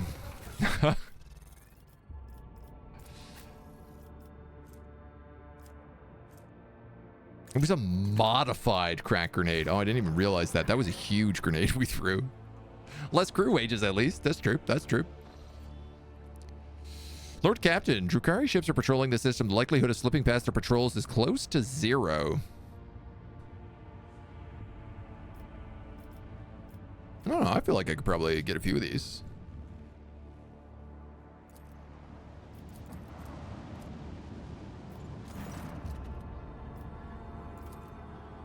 I might have got ahead of myself there. Did I get that pirate ship unlocked? That escort ship? Cause tremble. Yes. Imperium no weakens. We did.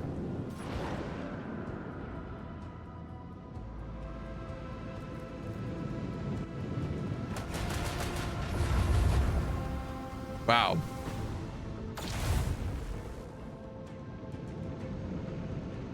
I don't think I'm meant to be fighting these guys. I got this funny feeling. Maybe I'm not meant to be fighting these guys.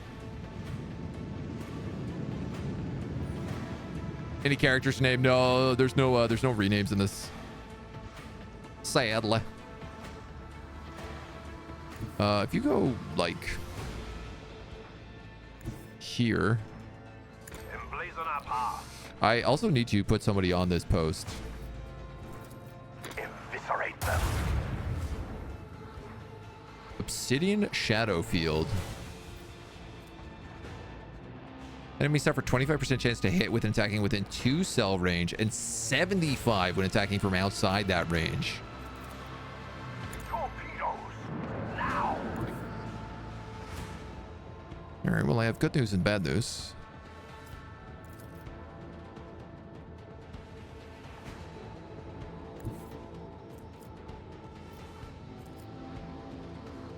Chart a course. Let destruction pour forth. Bad news is my like weak shields are wide open. Macro cannons. Annihilate them.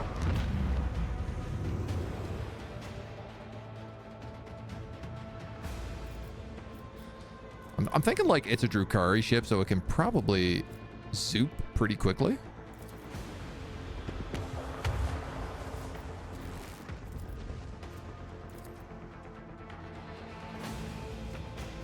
Like, should I restart my shields now?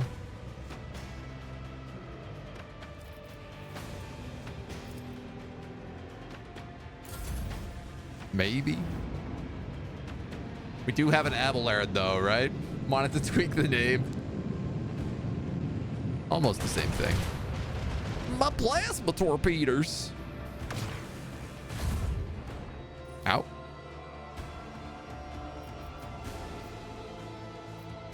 Damn, these ships can move.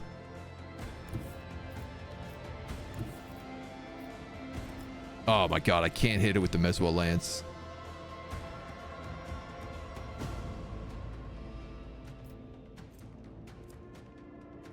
Or can I?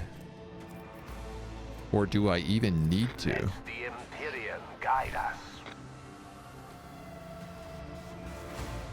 No, I guess I'm stuck with that now.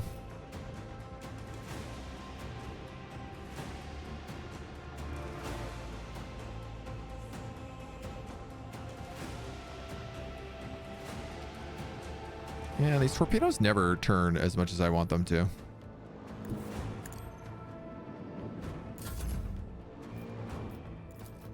Send them into the cold void. I just gotta put his shield up. Just turn him to face the other way.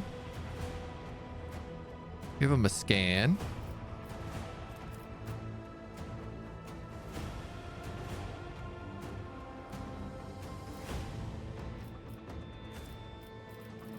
Hell, I'll restart the shields.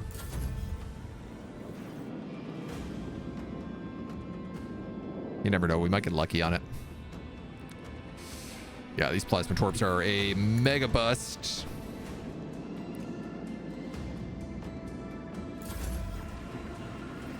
Oh no.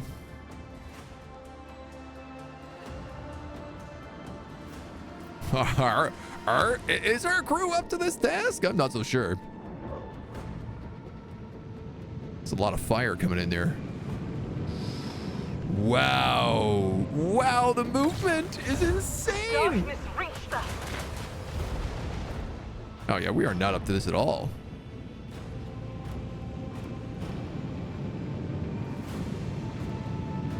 There's probably like 4 waves of this as well.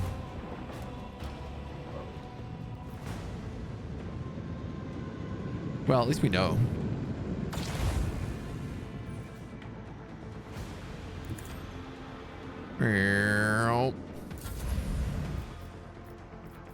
Good luck, my little missiles. Let destruction pour forth. Let the incandescent beams scorch our enemies. Miss. Oh, you gotta miss.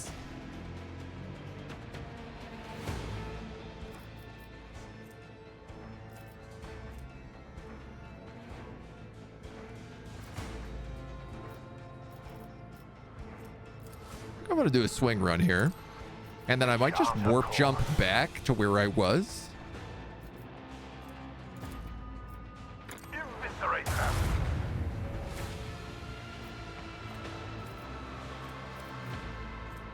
Because it would give me a firing arc on him. Unleash torment. Unleash the storm of microcannons. Come on, man. Annihilate them. Every one of those?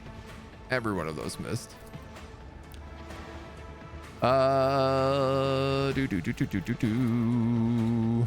We'll boost up the front shields.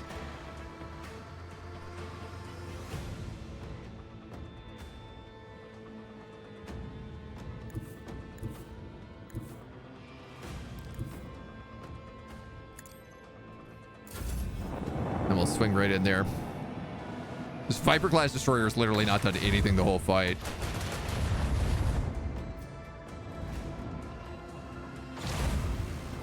You know, the movement of these ships is crazy. We have lost the void. Take us all. Let us not lose our zeal. That makes sense. That, you know, that felt like that was a fight that was like, you're absolutely not meant to be in this system.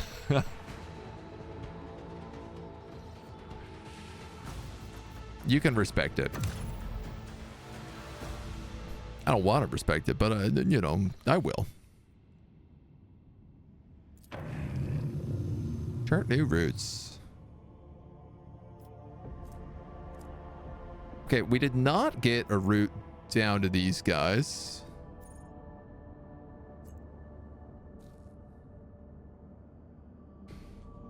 Which is a bit unfortunate.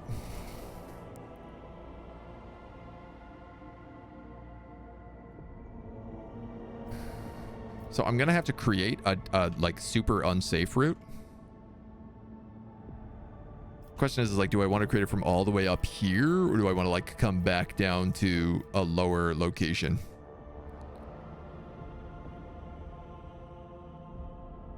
I'm gonna have to travel through an orange anyway, so you know what? Let's just go back down to Dargonus. Whoops, that was the wrong button.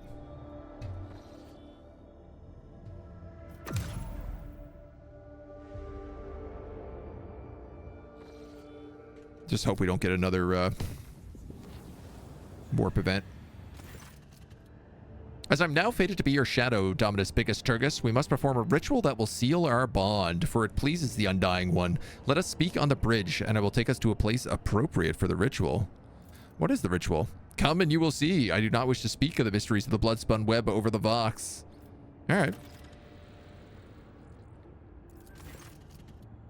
Permission to report. Your proctor has arrested the Voidsman and is demanding his execution.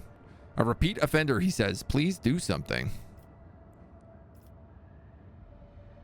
Oh, this is Solomorn.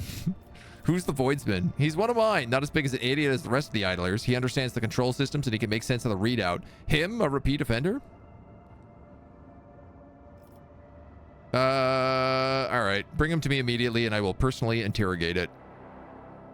Gotta deal with Solomorn. All of his stuff. Come and you will see, right? I know. On one hand, sexy blood assassin, wanting me to do secret rituals to bind together. On the other hand, dealing with dog cop. Lord Captain, I beg you to look into this outrage. This cyber horror nearly chewed up my assistants, and one of them's been left without 2 of his fingers. Instead of calming the beast, the arbitrator... God, I'm never going to be able to say this word. Arbitrator attacked my crewman. Solomon waits for the end of the helmsman's words and coolly turns to you. His crewman is a wanted man, rogue trader. He's accused of subverting sacred tithe shipments, smuggling, kidnapping the Imperium subjects, and bribing officials. Were we not on your flagship, I would have executed the heretic on the spot, but here, you are authority, and you are the court.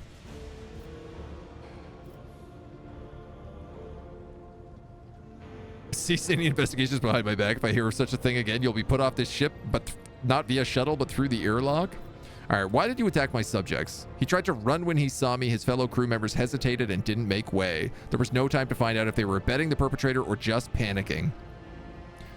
Are you certain this is the man you were seeking?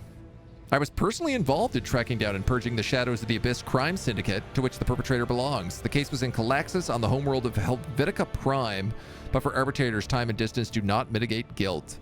The man before you is the former captain of a smuggling ship owned by the syndicate.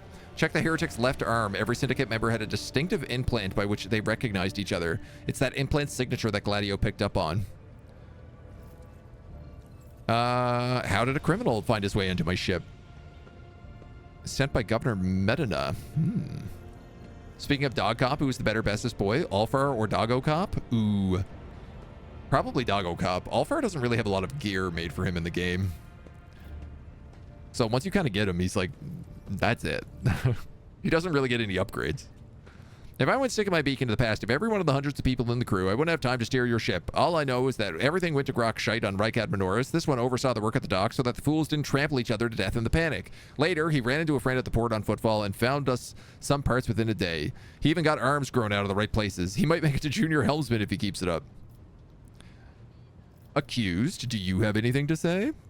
Your lordship, the governor of Helvetica Prime was a scumbag who abhorred the light of the God Emperor. The things he did to the people under him. We only survived by stealing from him, or else we would have ended up in a corpse pit, like 1 in 4 did after a distribution station accident. Once I got out of there, that was it. I was out of that business for good. And when I found myself in your service, I realized it was a gift of fate. I'd be a fool if I didn't repay such good fortune with my wholehearted toil.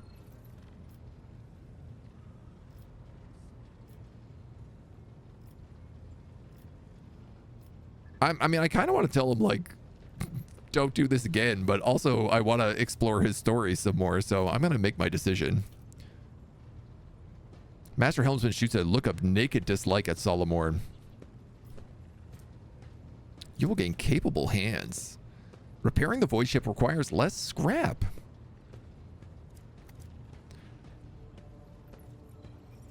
Hand him over to the factorium.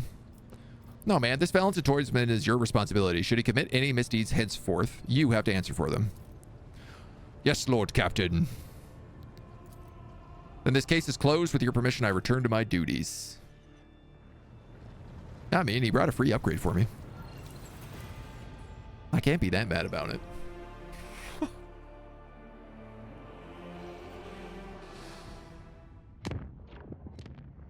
All right, there's Narmer.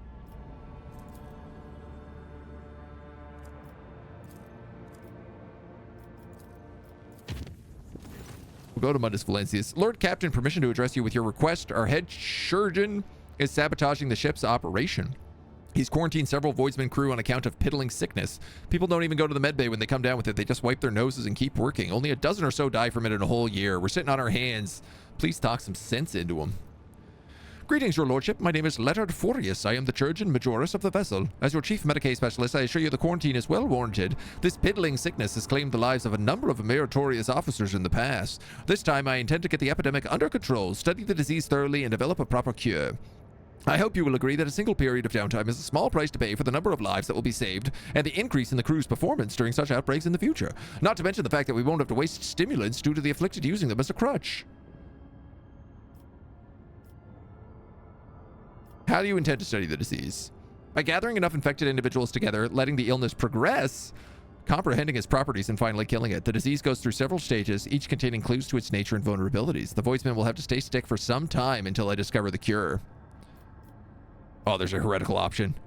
If understanding the disease will let you delve deeper into the nature of wicked afflictions, you can have as many test subjects as you need. You may expend all of them if that is what it takes. Expend them? What's that supposed to mean, Lord Captain? Now we have to teach new idiots the ins and outs of the Voidsman craft. Allow me to relieve your panic, Master Helmsman, by saying that I will not stand for any waste of life. The losses among the crew will be negligible. Orders received, Captain. I will redistribute the shifts between healthy crew members, and may the Emperor keep them from dying from exhaustion. I thank your lordship for granting me this opportunity. Trust me, I am the healer who will live up to your expectations. You will find me on the bridge if you need me. I mean, I'm always going to take the heretical path.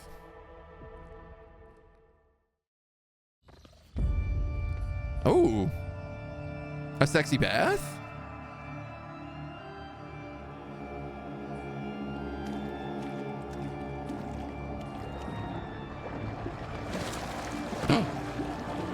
Blood pouring out of the walls?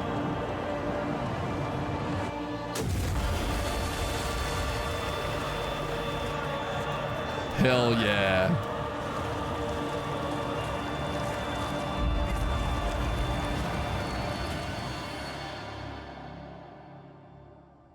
Yo, my ship rules. It's cursed as hell. What did I just witness? Great question. So we're back. How could you have let this happen? An assassination attempt upon the rogue traitor in his own chambers, right under the noses of your enforcers? I mean, Abelard, this is not the first time I've been attacked in my bedroom. Last time I actually almost got killed. Very demure, truly sanctioned phenomenon. Vlad would be impressed. An unforgivable error. I respect full responsibility and ask for due punishment. Take them all and beat Sourback with it.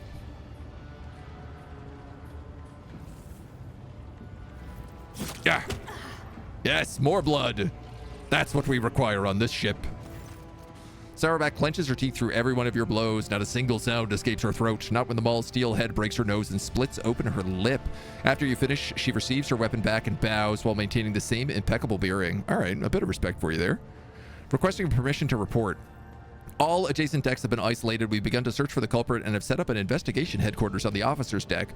The substance has been analyzed and confirmed it to be blood containing traces of major mutations. It poses no risk of infection to your lordship. The very presence of such genetic aberration on board is a very serious threat to the safety of the ship and must be addressed promptly. Once word of this gets out, many among the crew will surely see it as a brazen challenge to your status.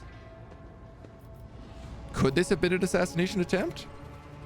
If they would have filled the bath with acid or poison, there's easier ways to kill someone than drowning them in blood. I beg to differ. Were something of this sort to happen to me, my heart would surely stop. What's the genetic aberration? The heresy of mutation. Mutants are vicious beasts who sow only ruin and death, devoid of all humanity, and the vile blood that runs through their veins feeds their unclean thoughts and urges. Numerous accounts speak of entire colonies falling prey to bloody uprisings staged by these creatures, all because their governors were too squeamish to order genetic purges. Oh, you don't say. I wondered why someone we don't consider human and exterminate by the thousands would think to revolt. What a crazy mystery. Alas, the Imperium's enemies are not limited only to those outside its borders. Mutants can become a considerable threat when given the chance to organize. The heretics have revealed themselves and are eager to fight. Then fight we shall. Let the vessel be purged of their filth. Sometimes it falls to the Arbites to conduct such purges. Mutants on lower hive levels breed quickly and often become a threat to the stability of the entire planet. I know only too well what these miscreants are capable of. Blood for the blood goth to bathe in? I know, right? What a perk. What a perk. Except for the accepted mutations like Ogrins or Squats or Ratlings or, you know, there's a few. There's a lot of mutations in the Empire. Lord Captain, the incident has cast a shadow on our honor. We only ask for one thing, a chance to absolve ourselves of our guilt. Allow me to head to the officer's deck at once and lead the investigation personally. Lord Captain, on a previous occasion, it was your intervention that resolved the matter that my own rigidity had only succeeded in making worse. You told Abelard that coming to the power, the established procedures within the dynasty would change. Right. With all due respects to Mrs. Sourback, perhaps she would benefit from your fresh perspective. Seneschal, do you think me so little that you would rob me of a chance to defend my honor?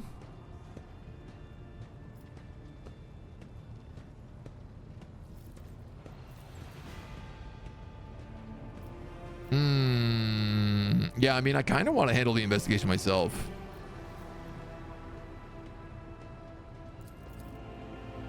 Lord Captain, I implore you, this was my mistake. If you rectify it for me, I will be disgraced.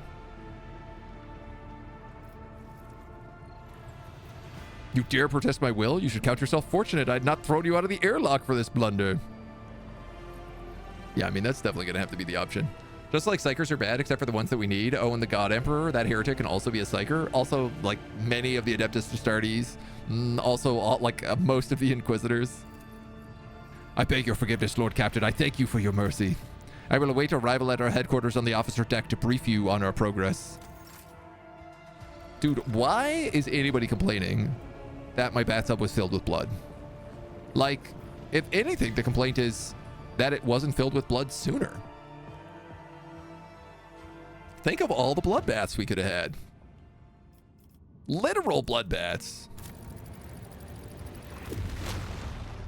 Now, it's time for us to take a very dangerous chart. But also, do some more projects on Dargonis.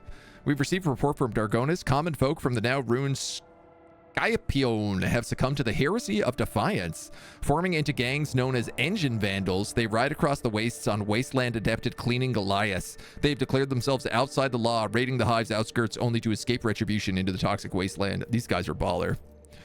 Despite your act of grace, these ungrateful heretics are fleeing the hives, abandoning their workstations, and inciting others to do the same. They dared to spread lies and slander, stating they're being used as slaves. So great are the appetites of yesterday's refugees.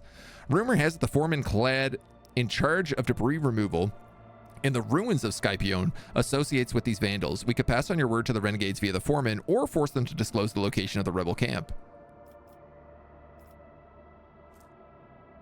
Gain a wasteland generator and mechanisms. Gain some security. Or kill them all.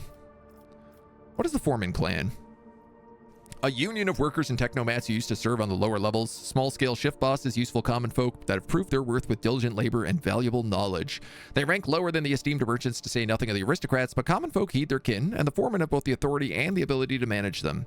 They keep to themselves, but the foremen have not shown any signs of disloyalty. They were the first to volunteer to clear the ruins and clear the rubble. They are certainly useful and well accustomed to praising the Emperor through their labor. Their grief at the loss of their home and resilience with which they've borne it made them heroes and martyrs in the eyes of the other commoner. How do they survive in the wasteland, and why do they reject my rule? It's a rather uncomfortable way of life, your lordship. They're always on the run from acid rain and hurricanes, keeping a distant distance from the hives if they don't plan on raiding it at that moment. They get their food in abandoned outposts, paying for it with their lives by those killed by autonomous security systems. Water and Promethean are very strictly rationed. They live by marauding, hunting, and plundering, sometimes their own kin and sometimes the outskirts of hives. A tribe of degenerates and barbarians that's rapidly evolving into a clan culture. Civilized residents of the hive shoot any scum the chance they get.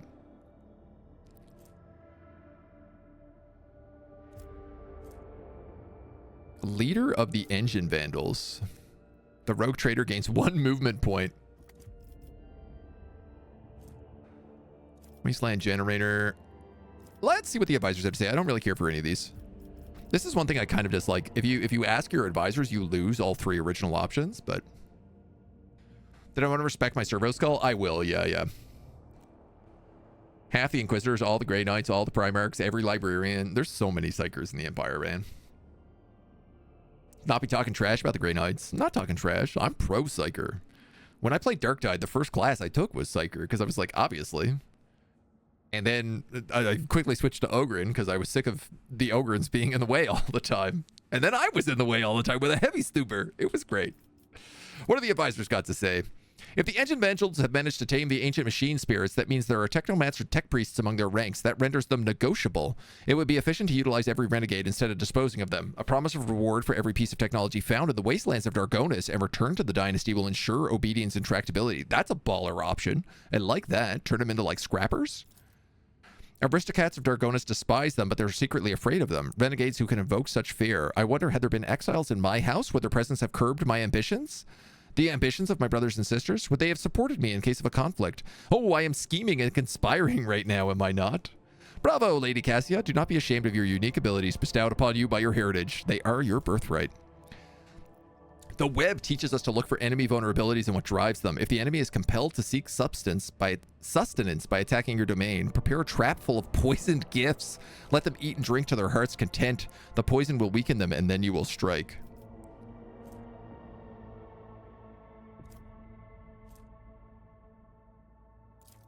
Security, leader of the Engine Vandals. Complacency and a death cult power blade, a two-handed blade sword. That's a death cult weapon. I might have to take that.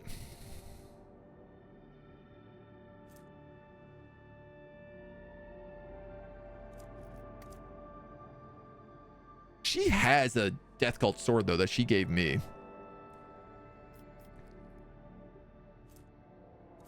+1 security, +1 complacency.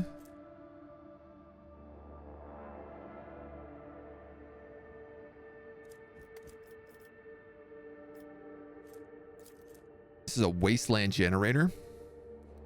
Torpedo tubes capable of firing 5 short-burning plasma torpedoes that deal damage to 19 damage warheads. Well, there's a profit factor.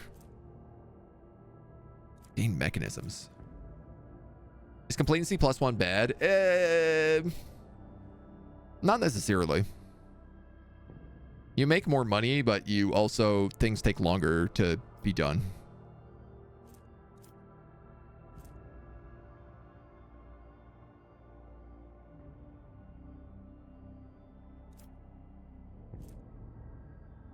Well, let's take the power blade. Why not?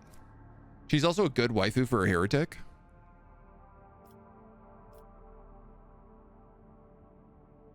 I don't really want to kill the Vandals, though. Like, this feels like the more heretical option.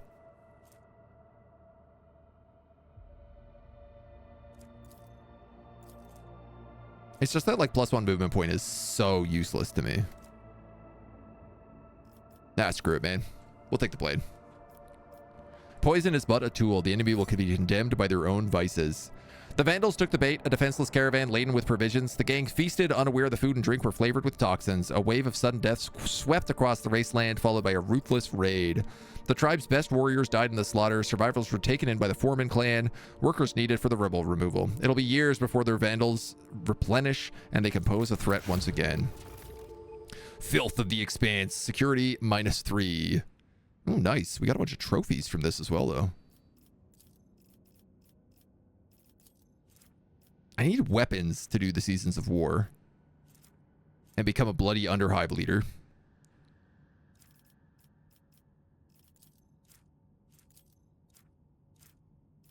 People. Complacency -2. Efficiency +2. Provisions 3. Efficiency 3. How many people do I have? 5.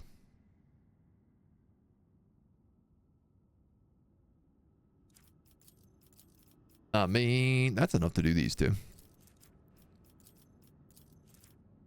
I need chemicals here. And then I gotta pump up the trade goods. I mean, we just got a bunch of complacency, so why not do a decree on diligence? Titan production quotas, dooming laggards to being processed into corpse starch.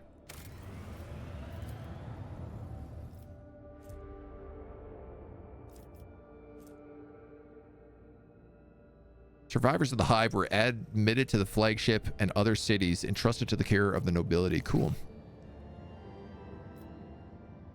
Now, we are going to have a fight if we take this. So, let's take this. I'm going to respec after stream. It's going to take me a hot minute. Can I pack not use weapons to get those 3? Not use weapons to get those 3? Oh, no, I don't think it works like that. The packed weapons you have are not these weapons.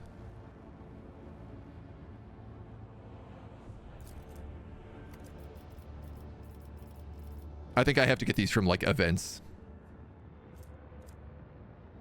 A catastrophe in the Omnissiah's hallowed halls. One of the few magi assigned by the machine cult to serve on the Von Valencia's ship has lost his mind, singing distorted binaric liturgies. The heretic has broken the sacred code rhythms and turned the ship's machines against the rest of the crew. The superstitious voidmen are paralyzed with fear before the mad servant of the Adeptus Mechanicus. Only the Lord Captain can stand against them. It sounds like a good job for the Lord Captain. I am not surprised that a bunch of things on my ship are becoming heretics all the time. You know? Let's give her her new sword. So you have the Silent Verdict, which is a 17 to 20. And this new sword is 16 to 18.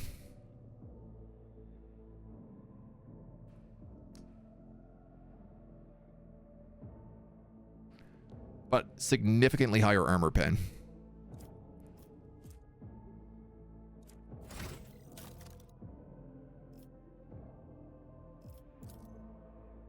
We didn't give her like the thing for having 2 weapons, right? Did we?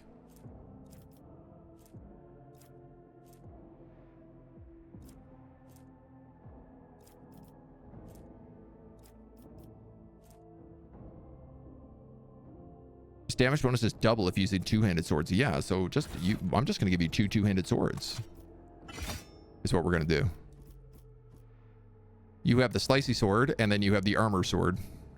One's good for armor pen, and the other is good for just like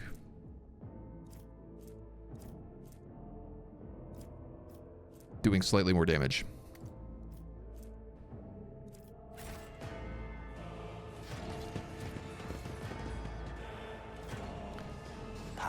All right. This is probably going to be a tough fight. It's also going to have a lot of heresy. Corrupted servitors. Okay.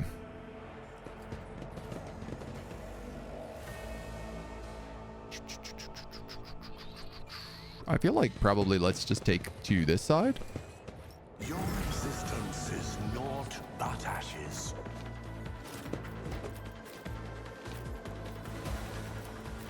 You.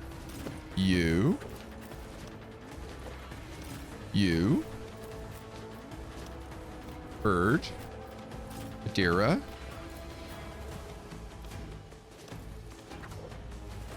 Kibellah can just like teleport. Oh, there's a turret.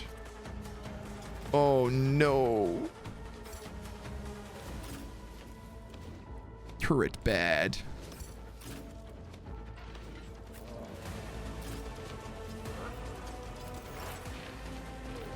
Turret VV bad.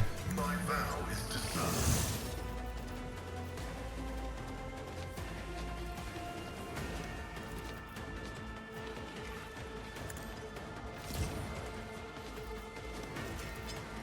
The Omnissiah knows all, comprehends all. Oh, there's also a turret right here. Oh my god.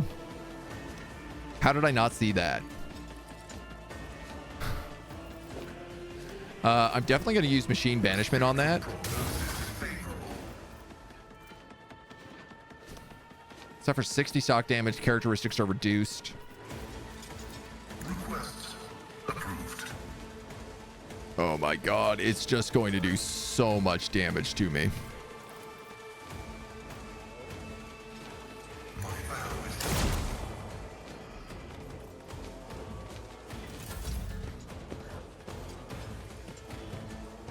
Why is this such bad news, Beers?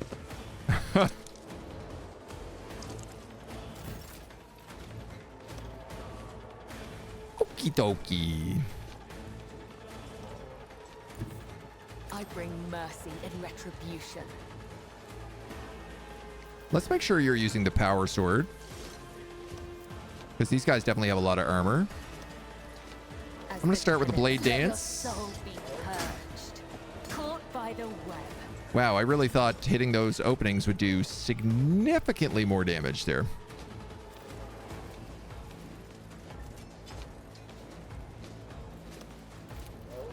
The shadows will see it done.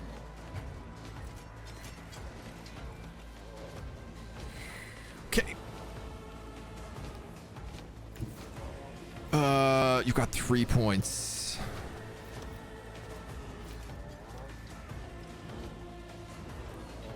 I will leave footprints of scarlet. As honor or my blade Do that. whispers your name. Do a jump. The other side. Nice.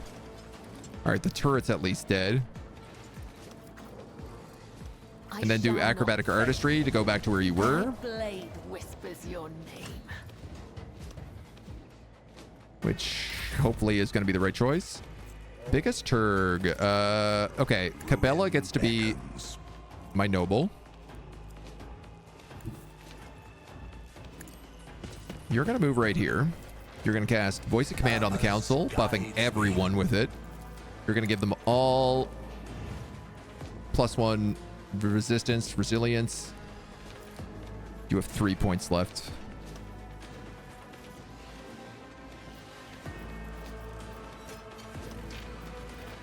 You're going next. Yeah, so even if I berserk you, you're just going to attack the dog.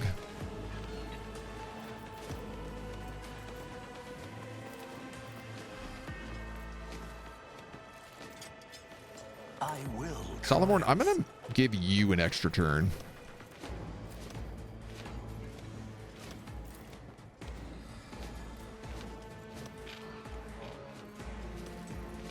The order is clear. Shoot the two of them to get a free attack.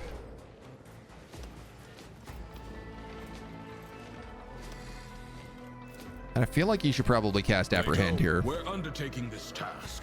I probably should have cast that first, to be honest. I'm hoping that this guy can only attack in ranged combat. Abelard gets a free turn. You can also move up.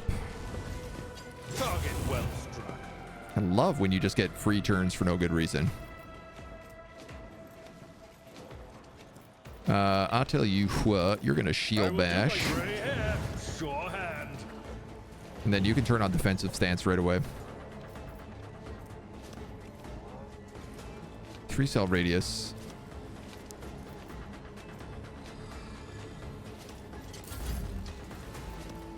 So we'll start with that. I can also now cast Break the Ranks. Purpose guides me. And give you another free attack. Ooh, I love that. And I think you'll take cover here, Big Turg.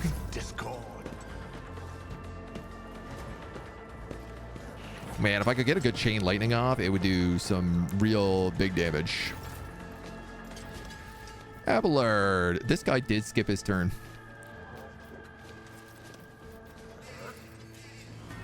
It will be done. That's the case. I think I'm going to Reckless Strike him. Indeed. Ooh, Doggy gets a free attack. Oh, God. All right, so that had a downside I wasn't expecting. Victory is imminent. At your beck and call. Charge this guy, go into defensive stance, and probably endure. That turret died quick. Yeah, this turret's going to be a lot harder to get to, though. And I think also has more HP. Solomorn. That's a 42% chance to hit Abelard.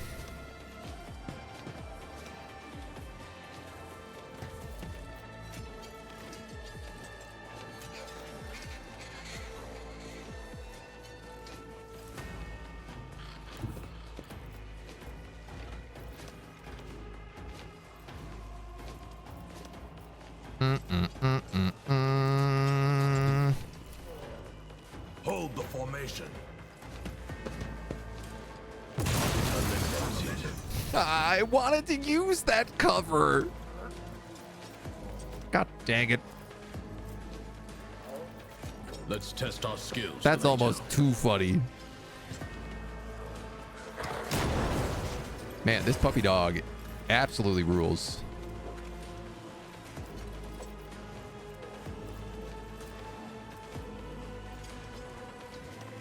I think I'm going to put him on Protect Abelard right now since he's my man in the front.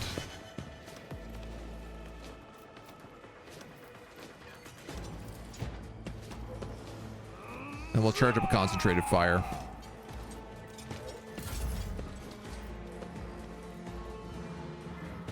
Everything except that turret, I think is melee only. So, and that servitor is got that big shotgun. So as long as Big A stays in the front, we've got this in the bag.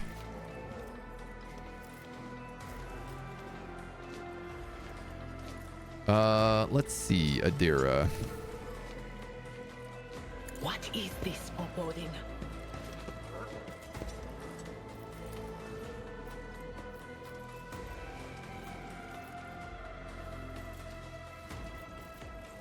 You can't see any of those guys?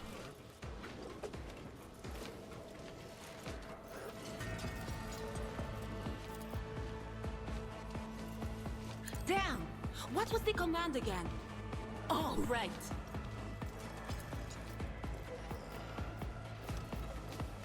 Can't get a lot of those shots off.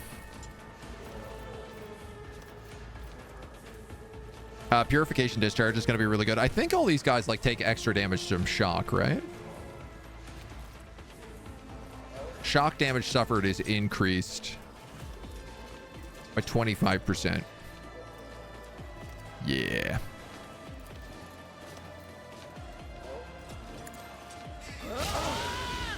They still have a lot of HP though. Anything else?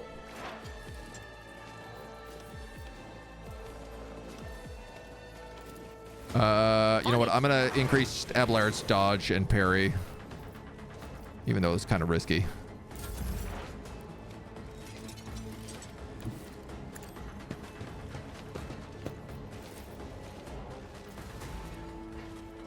Three to 4 damage. Wow.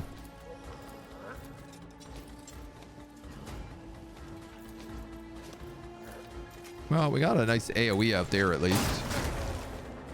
I don't know why the plasma gun is doing so little.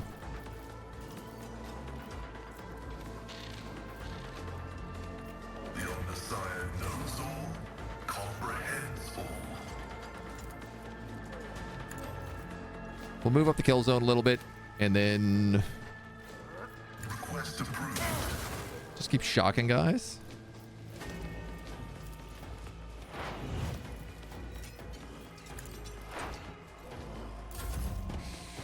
These servitors do not seem to take a lot of damage. A dance of blades and shadows. You really can't do much.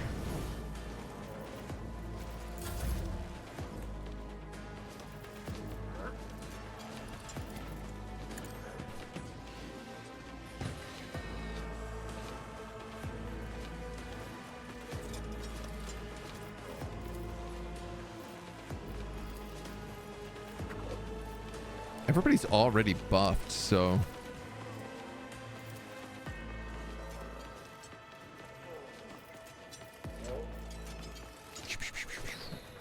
I mean, I will if triumph. I buff Solomorn, I could tell him maybe to send the dog at someone.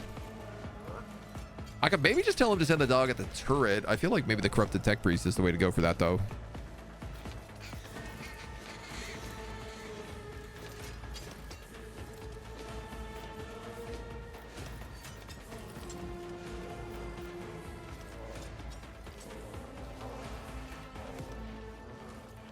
I'm gonna try it. Would be enough.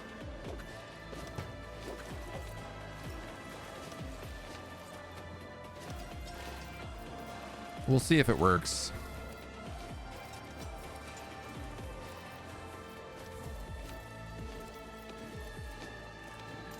Glato, we're undertaking this task. You got a free turn. You can machine debuff. Dodge is increased by 14 for 8 rounds, or dodge is reduced for the enemy.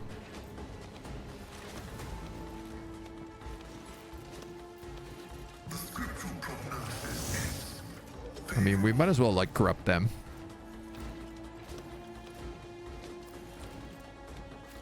And then... Man. request approved. All of this is such a mess.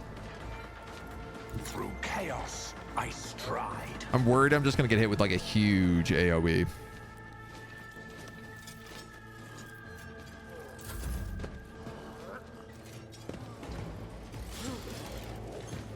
Good luck, doggy. One of my big hopes here was that the turret would just like open up and hit all these guys trying to get the dog. I've seen worse battles than this in my time. But all right, at least Big A's in the fight.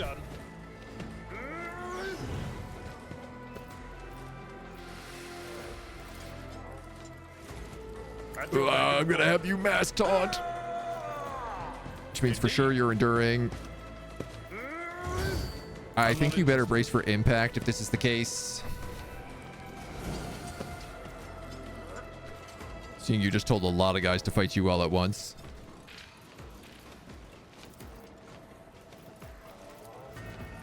At your back and call. I'm gonna shield bash you, and I'm just gonna put up the static defense. Moving into position.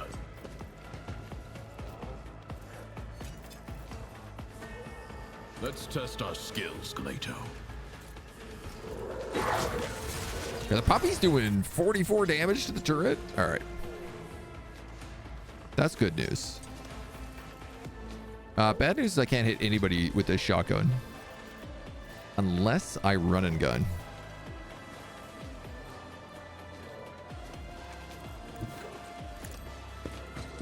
Dude, Solomorn, even without a broken leg, still has some of the worst movement.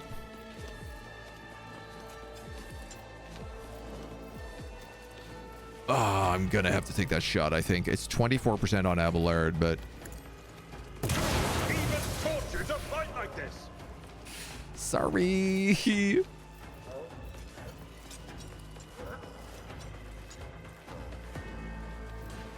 It's just too good a shot not to take.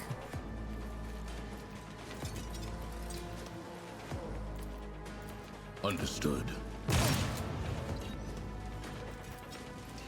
Accepted.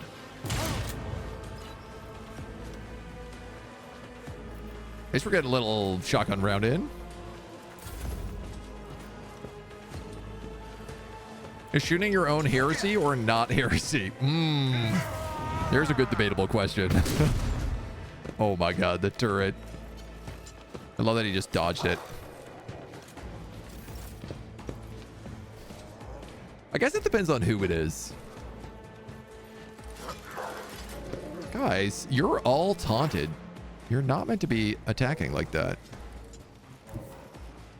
They who discern the future on the battlefield. All right, you're going to use this ability to electrostatic shock everybody.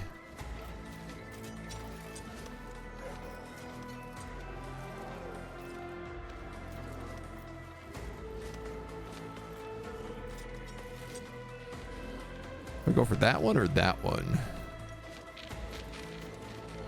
That hits the turret. The will be appeased. Big damage there.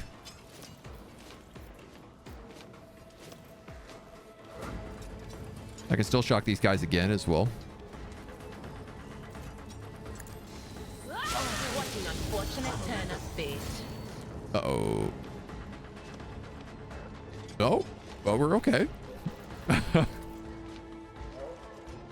Quiet whispers.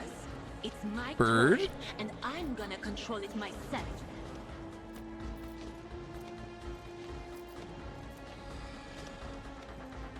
The 3 closest enemies take 48 shock damage, but this also costs warp. I'm gonna do it. What was the command again? All right. That was not the 3 closest enemies, for the record. But of course. Probably should just use the big warp attack. Pascal, if I can kill that turret, I'd feel pretty good here.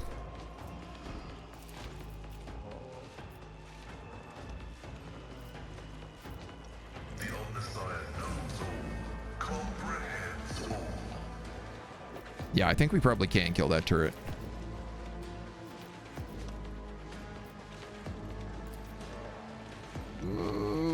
Maybe not. Running binaric override. I'm gonna kill zone that. 69. No, we have to drop it below like 20.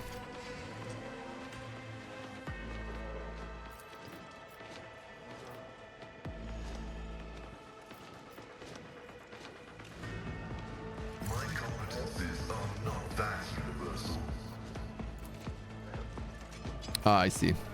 All right. Turret it is.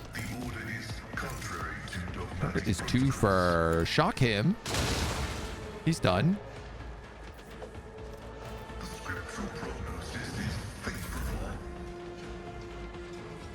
And then Kibellah. Kibellah has no backflips available.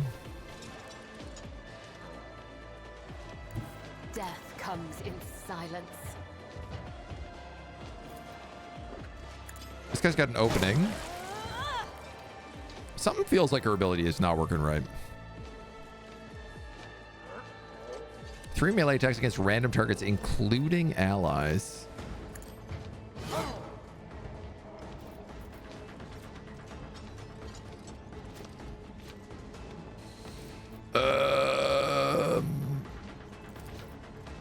I'm gonna cast Fatal Blades.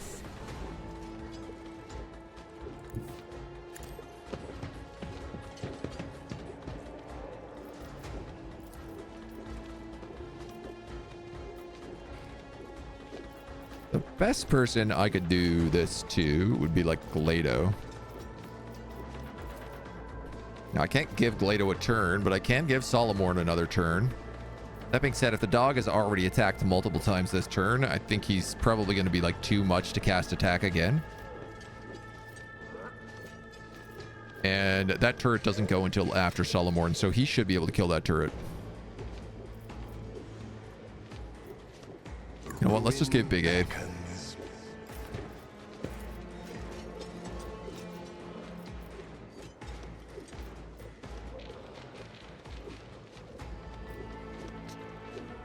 No matter how I do this, I seem to hit this Cyber Raven.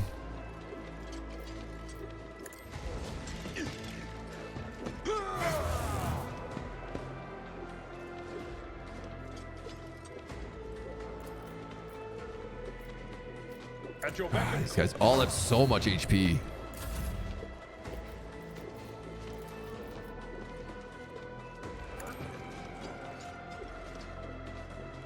Give him some buffs as well, and then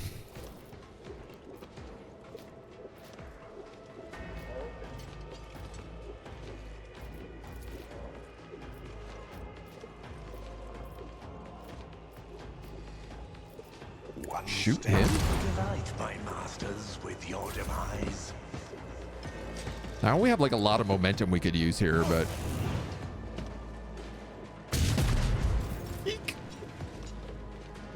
all right, these guys are nice and Victory is imminent. nice big tidy attack here. It will be done.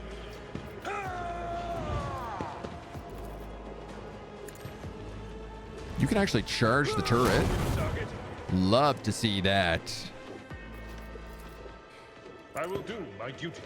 I think we'll taunt the rest of these guys. Mark the target. Mark the target.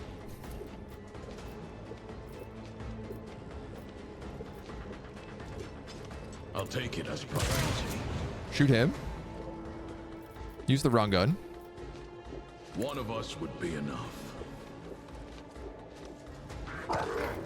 Puppy dog down this way.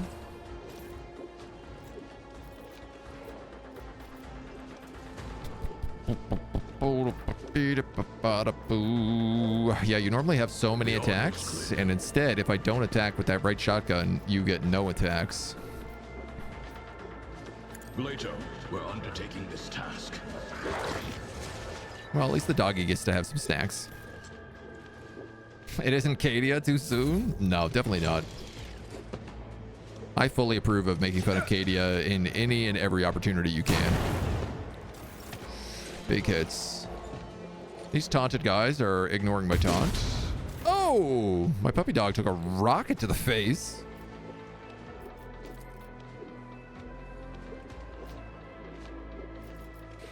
Let's cast Evil Eye.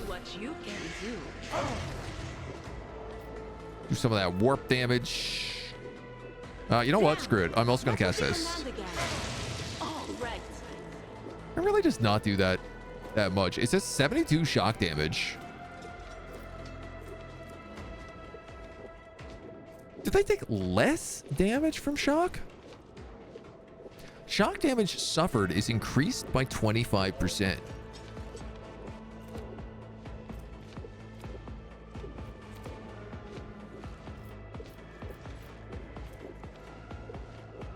And I'm meant to be doing 72. Split in 3? Even still, that was like what? 14, 14, 14?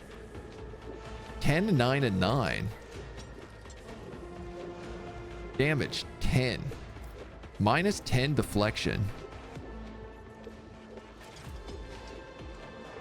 100%, plus 25, plus 30, plus 8.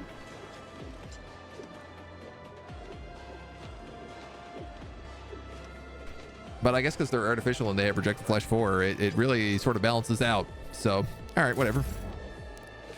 It's okay. All right. You guys start blowing up the rest of these guys. Who is still alive? There is a guy here.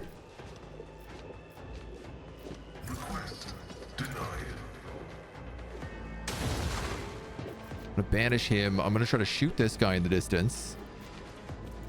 Request approved.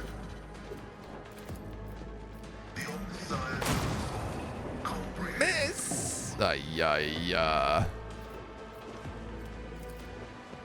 Cogitation failed. My vow is to serve. Well, we'll move the front line. We'll get for the kill zone. Brings me no pleasure. That guy died. Okay.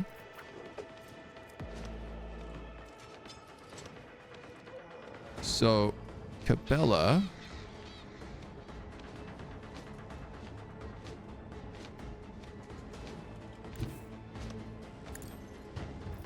You're going to go here. You're going to cast Death from Above there.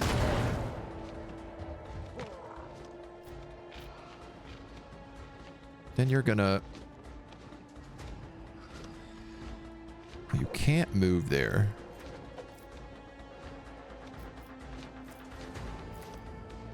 Oh, you just do so little damage to this guy.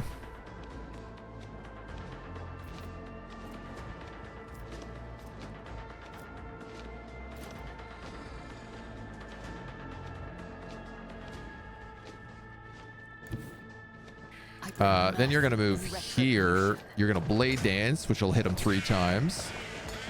All right, somehow that bird is occupying multiple squares right now.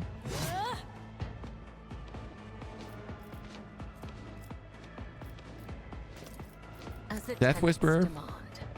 Let your soul be purged. 0 power damage.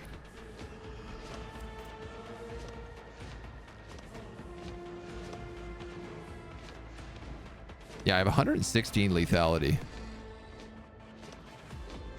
Damage modifiers minus 10. Wow. I guess I might as well use acrobatic artistry. All right. I shall not fail. And then we got 1 guy left.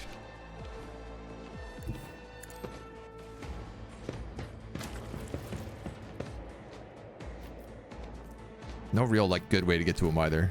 I will not stoop to this. You're just gonna pass. That looks like very explosive cover. Tried and tested tactics are the best ones. Indeed. You do that, and you do that, and you do that, and then you shield against him. You might move into range. Puppy dog. You're gonna go on the attack. Oh, puppy dog, you didn't make it, did you? One of us would be If I cast that again, will you move? Yes. I think that locks him down. Glato, we're undertaking this task. Great. Everybody else can just like start slowly moving forward. I am your blade and shield.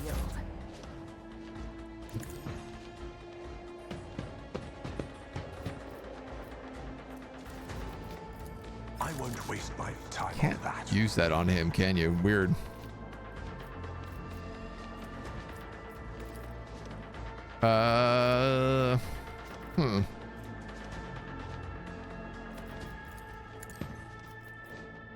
Even if I do that, can I cast it on you? This No. is beneath me.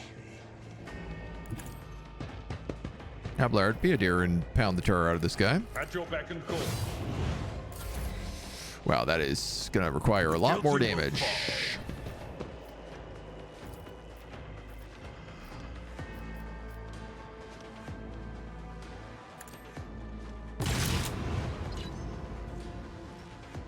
Oh, good job, dog. That's a great spot for you to be. Understood.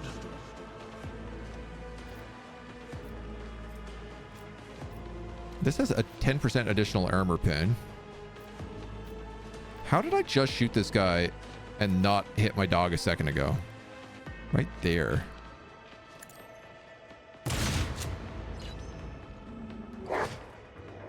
Wow, this guy has so much armor. Let's test our skills, Glato.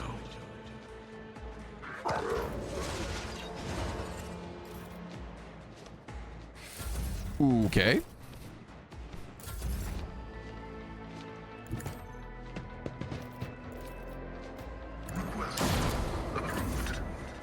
Probably should be a little careful with that. Dance of blades and shadows. All right, you're gonna voice command Abelard. You're gonna break the ranks on Abelard. He's gonna get a free attack. We're gonna do voice. We're gonna do super hour on him. We're gonna attack again. We're gonna shield block him. You're then going to get another turn. You're going to attack again. Should have moved away and charged first. Indeed. Someone else can do this. Just going to defensive stance. Hold the formation. Solomon, you're going to come in and shotgun blast this guy in the face. Inescapable. Dog's going to get another bite. One of us would be enough. Dog, attack again. Here we go. Grind our way through it. Only the corrupted tech priest drops a stun grenade. That's it. Wow. I mean, at least we got some XP, I guess. Let's seize the opportunity. Solomon leveled up. Count that as a blessing.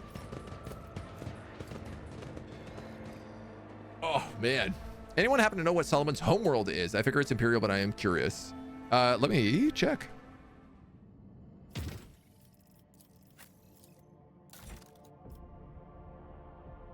He does mention early on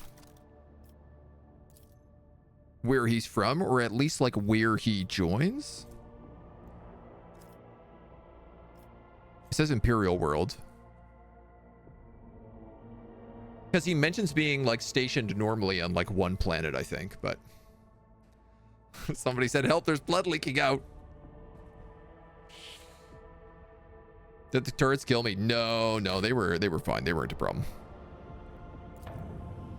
We get to chart new routes, which don't chart anywhere. And we get to visit this sector and explore all the goodies it has. We received a vox cast from Thessera. The signal quality is rather poor, but the meaning is clear. The world is expecting your arrival. Great festivities have been arranged, and a delegation led by the planetary governor is ready to give us a welcome worthy of an honored guest. So this is what we're going to do in the next episode tomorrow, because that's all the time we got. That's all the time we got. I have to go run to an appointment that I have in like 15 minutes. So thank you for joining us. I'll see you back here next time.